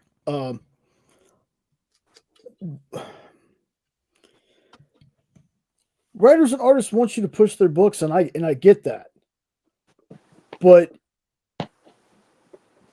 not all shops sell the same. There might be a shop out there where people are dying for Youngblood, and you got like 30 subs for it and stuff like that. But to me, it's got to be like a shop by shop kind of thing, man. Like, I'm sorry that this one shop can sell 30 issues or 30 copies of this Youngblood, and this one maybe 2. Right. You know, do you think that is your brain telling you, well, they have a bias against me? Or maybe just the clientele over there, isn't a fan of the book. Sure. Like, I'll give you an example. For 22 years, I worked in a grocery store. Okay. There were 3 of us, the same grocery store on the same street, far, like 10, 15 minutes apart. We were not going to sell the same thing that they're going to sell 10 minutes down the road at the same grocery store. For the same price, by the way, because it's a chain. Exactly. Right. This store could get a pallet of dog food. They could move in a day. We would sit on that pallet of dog food for months, and sometimes till it went out of date. And I kind of feel like that's what that kind of is with this. Your shop is not going to sell. The shops don't sell the same thing. Right. Okay, and I know this because we have quite a few shops in our area. Not just Miss Jen, but there's Fat Ogre, there's Adventure Begins, there's one called Dragon's Lair. You can go in there and tell the difference of the clientele. And again, Rob Liefeld is a big name. What did John say 49 minutes ago? Exactly. I was going to bring that up. Same thing. 2 totally different people. Get custom 20 minutes apart. Right. And that's the thing is I think, and the reason I wanted to talk about this for a minute is I wonder how many people out in the chat and how many people who are fans of things know how different 2 stores can be, even when they're close to each other. When I had my store, within 5 miles of my store, there were 2 and at one point 3 other stores. Guess what? None of us sold the same amounts of the same books. Right? If one shop, and there's one shop that I can tell you, would sell 25 or 30 copies of Youngblood, no problem. They would not think twice about it. I wouldn't sell any. And I'd order it because I like Youngblood. And I wouldn't sell any. And then the shop beyond me wouldn't even order it because they couldn't sell any either. But then the shop beyond them would order 5 or 10 copies and have no problem selling it. And oh, by the way, we're all within 5 miles of each other. Like, not just the same county. 3 of us were on the same road. Like, you didn't have to turn to go to 3 different comic book shops. Like, and that's the difference. And so I wanted to talk about it because I wonder how many people know how different shops operate. Well, I can give you an experience example, because we pick on Henri. Henri and I have a good time about this. Until Nope came on to Henri's show on Tuesdays, Henri can't sell Flash books at all. But you go to Nancy's show on Friday, Nancy has no problem at all selling Flash books because it's different clientele. Right. Yeah. So again, that was kind of the conversation like that I was that was being had, is that, is it irresponsible of retailers to order based on what they know of their store? Or is it irresponsible of creators to expect retailers to take a risk? Yeah. I or hope... is there a middle ground, by the way? Because I would hope there's a middle ground, right? Yeah, the middle ground is you order 20 Youngbloods, #1. Okay? And people know, I know you know, but the owner pays for those books. Okay? Up front. Okay? There's 30 books. Youngblood #1. Because, yes, you don't want to be biased. Maybe somebody, not a lot of people use the preview. Let's be honest. Right. So we're going to give it a shot. Well, out of 30, we only got 5 subscribers. Okay? So the next time we're going to order 10 maybe, and then it'll trickle down. I think that's okay. But for Liefeld to be like an ass, you don't have my books here. Well, he's a freaking millionaire. Okay? And the owners pay for it, and if the book doesn't sell, it sits on the almost new release wall, and money just sits there. So no, the owners are going to take a chance what's best for their store. Right. Yeah. Is the answer returnability? Yes. Is that the middle ground? Yes. I mean, not everything's going to be Dynamite. Ultimate Spider-Man. That helps Dynamite big time. Mm-hmm. Yes. Right. Absolutely. I think you're right. It does help Dynamite big time. Go ahead, Jay. What were you saying? I said, the other thing is not everything's going to be like an Ultimate Spider-Man 1. Did anybody out there really think? Like, I get that there are people out there that are fans of the Ultimate stuff, but them redoing Ultimate Spider-Man, did anybody think? Or Mark Spears Monsters, did anybody think like that was just, those were just going to explode like they did?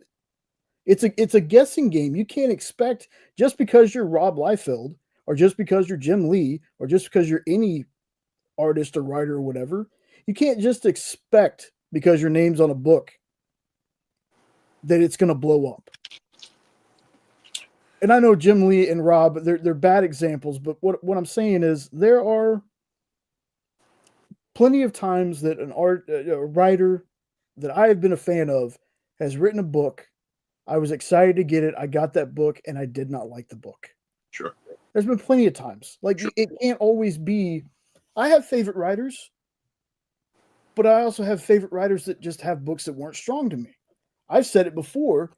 Cullen Bunn was a person that, when I first started reading his stuff, did nothing wrong, but then he stretched himself too thin and it kind of dropped in quality. And then he's kind of picked himself back up with some of the stuff he's been doing now. But the thing is, these stores, and again, I've never worked for a comic book store, folks. I've had one other job other than the experience. So I don't know. The fact that these retailers have to order books months ahead, for one thing, it's a guessing game. It's a gamble that they're taking. They're not going to know. that these books are just going to fly off the shelves. They're not going to know. They could think that they have a hit, order 20 or 30 copies. They get 5 subs, and then they're stuck with 20 copies. Correct. I.e. Witchblade. Prime example. Yeah. Okay. And that's the thing, right? Mm-hmm. Do I believe Rob when he says he sold $1 million worth of a book direct to consumers? Yes. 100%. Because I've seen it happen for other people whose names are less well known than his. Nobody is angry at Spike Trotman. Nobody is angry at Brian Pulido, right? For going direct to consumer and making a mint, right? Nobody's angry at them because guess what we all know? Those books are not probably going to sell well in our stores until after that moment, right? Lady Death, as beautiful as it is. Yes. Right. Exactly. I love Lady Death. Yep.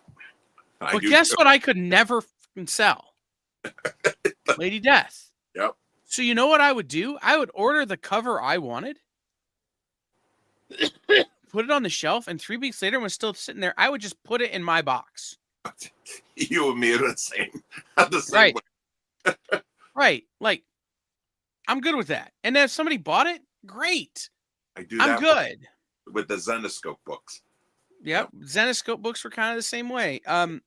Hell, Dynamite books were kind of the same way for a minute for me at my shop. I would just order 3 or 4. I knew I'd sell 3 or 4 copies of like a Vampirella. Yeah. Right. And I will tell you when that changed. I can tell this story exactly. But I'd order 3 or 4 copies of Vampirella. And I would just order 3 or 4 covers that I wanted. And then when I sold 2, I still had a cover I wanted at the end of the day, and I was pretty happy. The moment that changed, I will tell you the exact moment that changed. Red Sonja. All of a sudden, I had to order 10 or 15 copies of every Dynamite book because Red Sonja changed how people perceived Dynamite. And then now with all the licensed stuff, it has changed that game again. Yeah, but so again, they're losing. They're losing it. I love, you know me, I love Dynamite, right? But the Herculoids, the Silverhawks. We won't talk. I'm not going to get into that. That's a topic for another night. Because I will tell you after we end this show what I thought of Herculoids. Yeah. But what I'm saying is this. The licensed stuff has brought a whole new set of readers to Dynamite, right? And that has been good for local comic shops and Dynamite. Absolutely. So it's the thing about Rob Liefeld is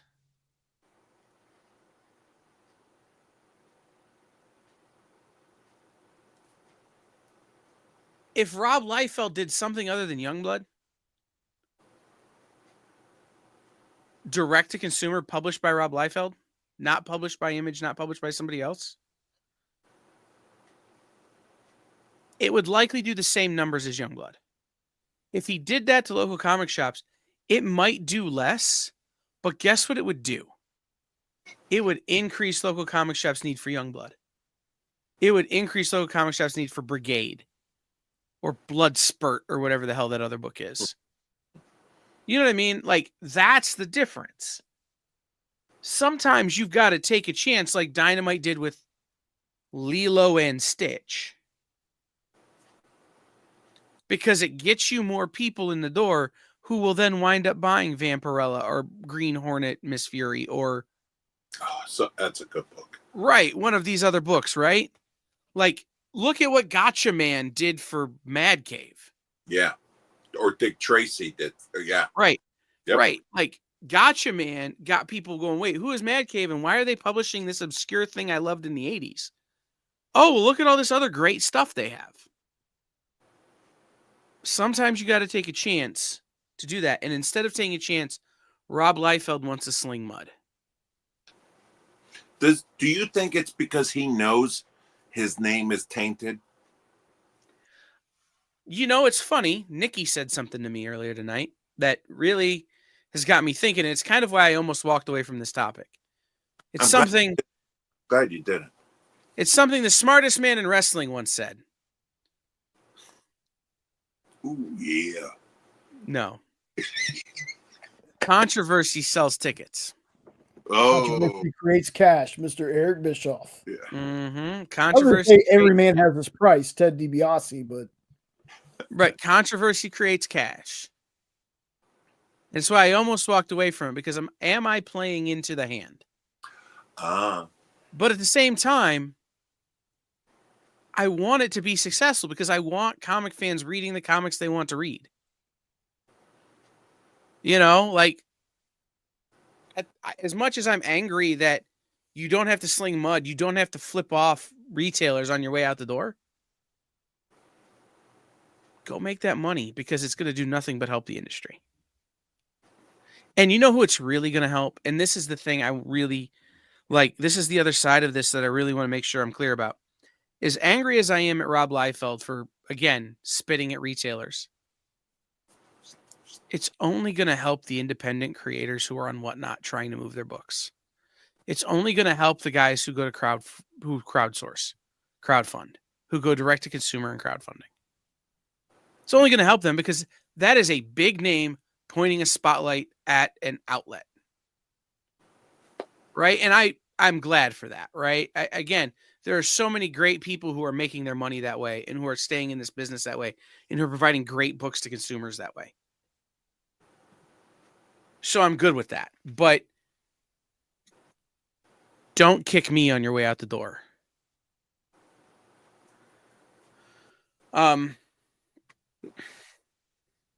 Anyway. Now, don't get me wrong. If we order 30 books and get 30 subs, we'll order more. Right. Right? I'm sure there's no owner saying, oh, it's Rob Liefeld. I'm not going to. No. If it's good, you know, what is the but the problem is it's not even being offered to the direct market. Well, that's what I'm saying. But if just say normal it is. Right. If it was, right. What's the middle ground? Maybe him doing an ash can to show the work. Right. And then maybe he'll get more subscribers. Right. Right. And that's kind of what I was saying is like, you don't have to pick a fight. And you look at what Tony Fleece and Tony Rodriguez and those guys did for Farrell. You look at what Matt Rosenberg and Tyler Boss are doing for We're Taking Everyone Down With Us. And I can't remember the name of Tyler Boss's book, and it's going to make me angry because I just read it today. Going on tour, going retailer first, going out and being in front of people going, hey, please try our book. We get it. There's a lot of options. Please try our book. My buddy Trevor Mueller has a sign that he sets on his table at Comic-Cons. It says, may I please tell you about my comic? Now, that is in response to the other kind of creators who are carnival barkers out in front of their tables, right? And there are some that do that really. There are some that are out in front of their tables that are engaging the crowd in a way that doesn't hurt the people next to them. And then there are some that are out there, hey, come talk about my comic. I want to, and they're messing up the flow. They're messing it up for everybody else. Right? That is a response to that. But it's true. It's please let me tell you about my comic. Not, hey, I'm over here. F off everybody who doesn't buy a bunch of my book. I don't know. Right. Controversy creates cash. And I hope it creates a lot of cash because it's going to help a lot of people. Especially people like Bad Bug or Orange Cone Productions or Fair Square Graphics or some of these people that are having to use Kickstarter and crowdfunding as their distribution venue right now. I'm good with that. But man, you do not have to kick us while we're down. So, all right. This has been Kyle and Jay's Q&A. This has been one of our better shows. I appreciate that, Castle. Oh, yeah, that's awesome. And like, not to say that the other shows haven't been great, But like these have been 3 of maybe our most heated topics, and that's been super fun. It's good. It's good. So, I do want to say one last thing on the direct to consumer thing.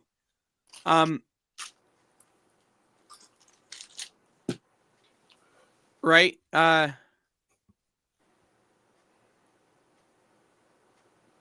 Maybe I don't need to say it. The EXP is here to support all creators in whatever they do. There are some decisions that I am making that are being made behind the scenes that are, thank you, Eddie, for subscribing again or resubscribing or subscribing for the first time. It's about damn time. I never noticed that. No, I think Ed was a member before. Maybe something happened. I don't know. It doesn't matter. Thank you, Ed, for doing that. Screw Ed. Yeah. You're just mad he says you look like Hellboy. Anyway, there are some decisions being made, and the way we showcase those creators who are going direct to consumer is going to change a little bit. And that doesn't mean they won't be here. It just means they will be here differently. And just be aware of that. You don't have to be cognizant of the difference. I don't necessarily know that anybody will notice other than me and Jay. But it's a slight change. Real quick, Mm-hmm. do you think other creators are going to follow now? Well, other creators beat him there. I mean, Like, again, yeah. it's I mean, at his level. yeah, other creators beat him there. Yeah. David Boer has been doing Whatnot shows with exclusives for Kanto for years. But again, he's offering that book to the direct market as well. He's just doing exclusives. They're his personal like exclusives that you used to only could get at cons. Now you can get them at Whatnot, right? Okay. It's that kind of thing. It's I'm gonna print up 500 copies of this book with a different cover that are generally my, con exclusive cover, but I'm also gonna offer it on Whatnot. Okay. Yeah, there are other creators that have beat him there, but there aren't other creators who have taken the dig at retail. Right. So that's the difference. Now, again, what I was saying is that you will see a way that creators are featured differently here on the EXP. You may not notice. Like I said, it may just be me and Jay who notice, but we still want to support all creators in however they go about doing things. That's what I'm going to say. So even though we just had a conversation about Rob Liefeld and things that we think perhaps he has done wrong in this situation, here at the Experience, we want him to be successful. We want the collaborators on those books to be successful. This industry only works if everybody is working. Yeah. So again, while we may change some of our practices just in terms of the way we look at our programming, we're not excluding anyone or pushing anyone or any of that kind of stuff. Just, we're just going to do things in a little bit more efficient manner that way. So, all right. We've gone 2 hours and 8 minutes. And I've had to go to the bathroom for an hour and 45 of them. So we are going to end this show. Thank you to Ed, to TJ, to Steve, to Triple B, to Bobo, who was here earlier, to everybody who's commented. I'm going to forget your names. Thank you over on Instagram to Personal 40, Fun Stuff Comics, Urban Enriched, and Una Picasso for being here and for commenting. Ed, I know we kind of locked horns there about AI. I'm taking a hard line on it, and I get that hard line is different for everybody. So just know that it's all in love. Even if I want to take AI computers and burn them to the ground like I'm Sherman marching to the sea, it's all good. So we will talk to everybody later. Thank you for being here. Thank you, Jay. Thank you, Castle. Castle, what's the Instagram and the Facebook for the shop? PPF Comics with an SHQ. Awesome. Jay is Hydrasylum Comics. Hydrasylum over there on the YouTube. Yep. Right? Hail Hydra. Yep. Just want to say real quick before we go, this Saturday, as always, 9 Eastern, 8 Central, we're going to be live, and I'm going to be basically talking about these two shows right here, plus a bunch of other stuff. So everybody who's usually on the show, you know, you're more than welcome to join me on the show to talk about it. Just wanted to throw that out there real quick. I won't be there, but I will be watching in the comments. So, guys, stay tuned on the experience tomorrow. Again, we've got what's today? Wednesday. Tomorrow. So we've got What's in the Box with Miss Jen at 7, Geek Chat at 9 Eastern, Melon Mog's 100th episode at 10 Eastern. Friday, Matthias and I will be back with Order Up, which we have a killer guest. I can't say. By the way, the guest a week from Friday, when I told Jay he had to go change his pants, it is maybe one of the biggest guests we've ever had on the experience. Will be Friday at a week from Friday at 11, but Friday at 11, tune in here on the EXP for Order Up. It's our final order cutoff show. It's your last chance to tell your local comic shop what it is you want to order before the time is up to order it, right? Final order cutoffs Monday at 6 p.m. Pacific, 9 p.m. Eastern. Shops have their own order cutoffs at any given time. But if you watch our show at 11 o'clock on Friday, you have plenty of time, or 1 o'clock on Friday, you have plenty of time to call your shop and get your FOC orders in. Then Nick will be back, and he sent me some art that I haven't had a chance to look at. So I'm going to look at it real quick for Friday. That looks like a Mannix cover. And that looks like I don't know who did that, but that's a lot of pencil work. And one last piece he sent me. Oh, hell.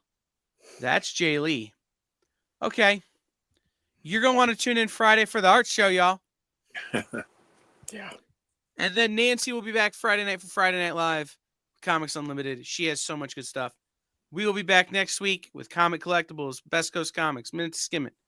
Welcome to Wonderland, Kicking It with Henri. One Comic Collectibles on Wednesday, and then Jay and I will be back doing this show again. God knows what we'll come up with for next week. God knows who our guests will be, but we'll be here. So, thank you, everybody. Castle, say the thing. Stay punished. Oh no, it was supposed to end. Join the party.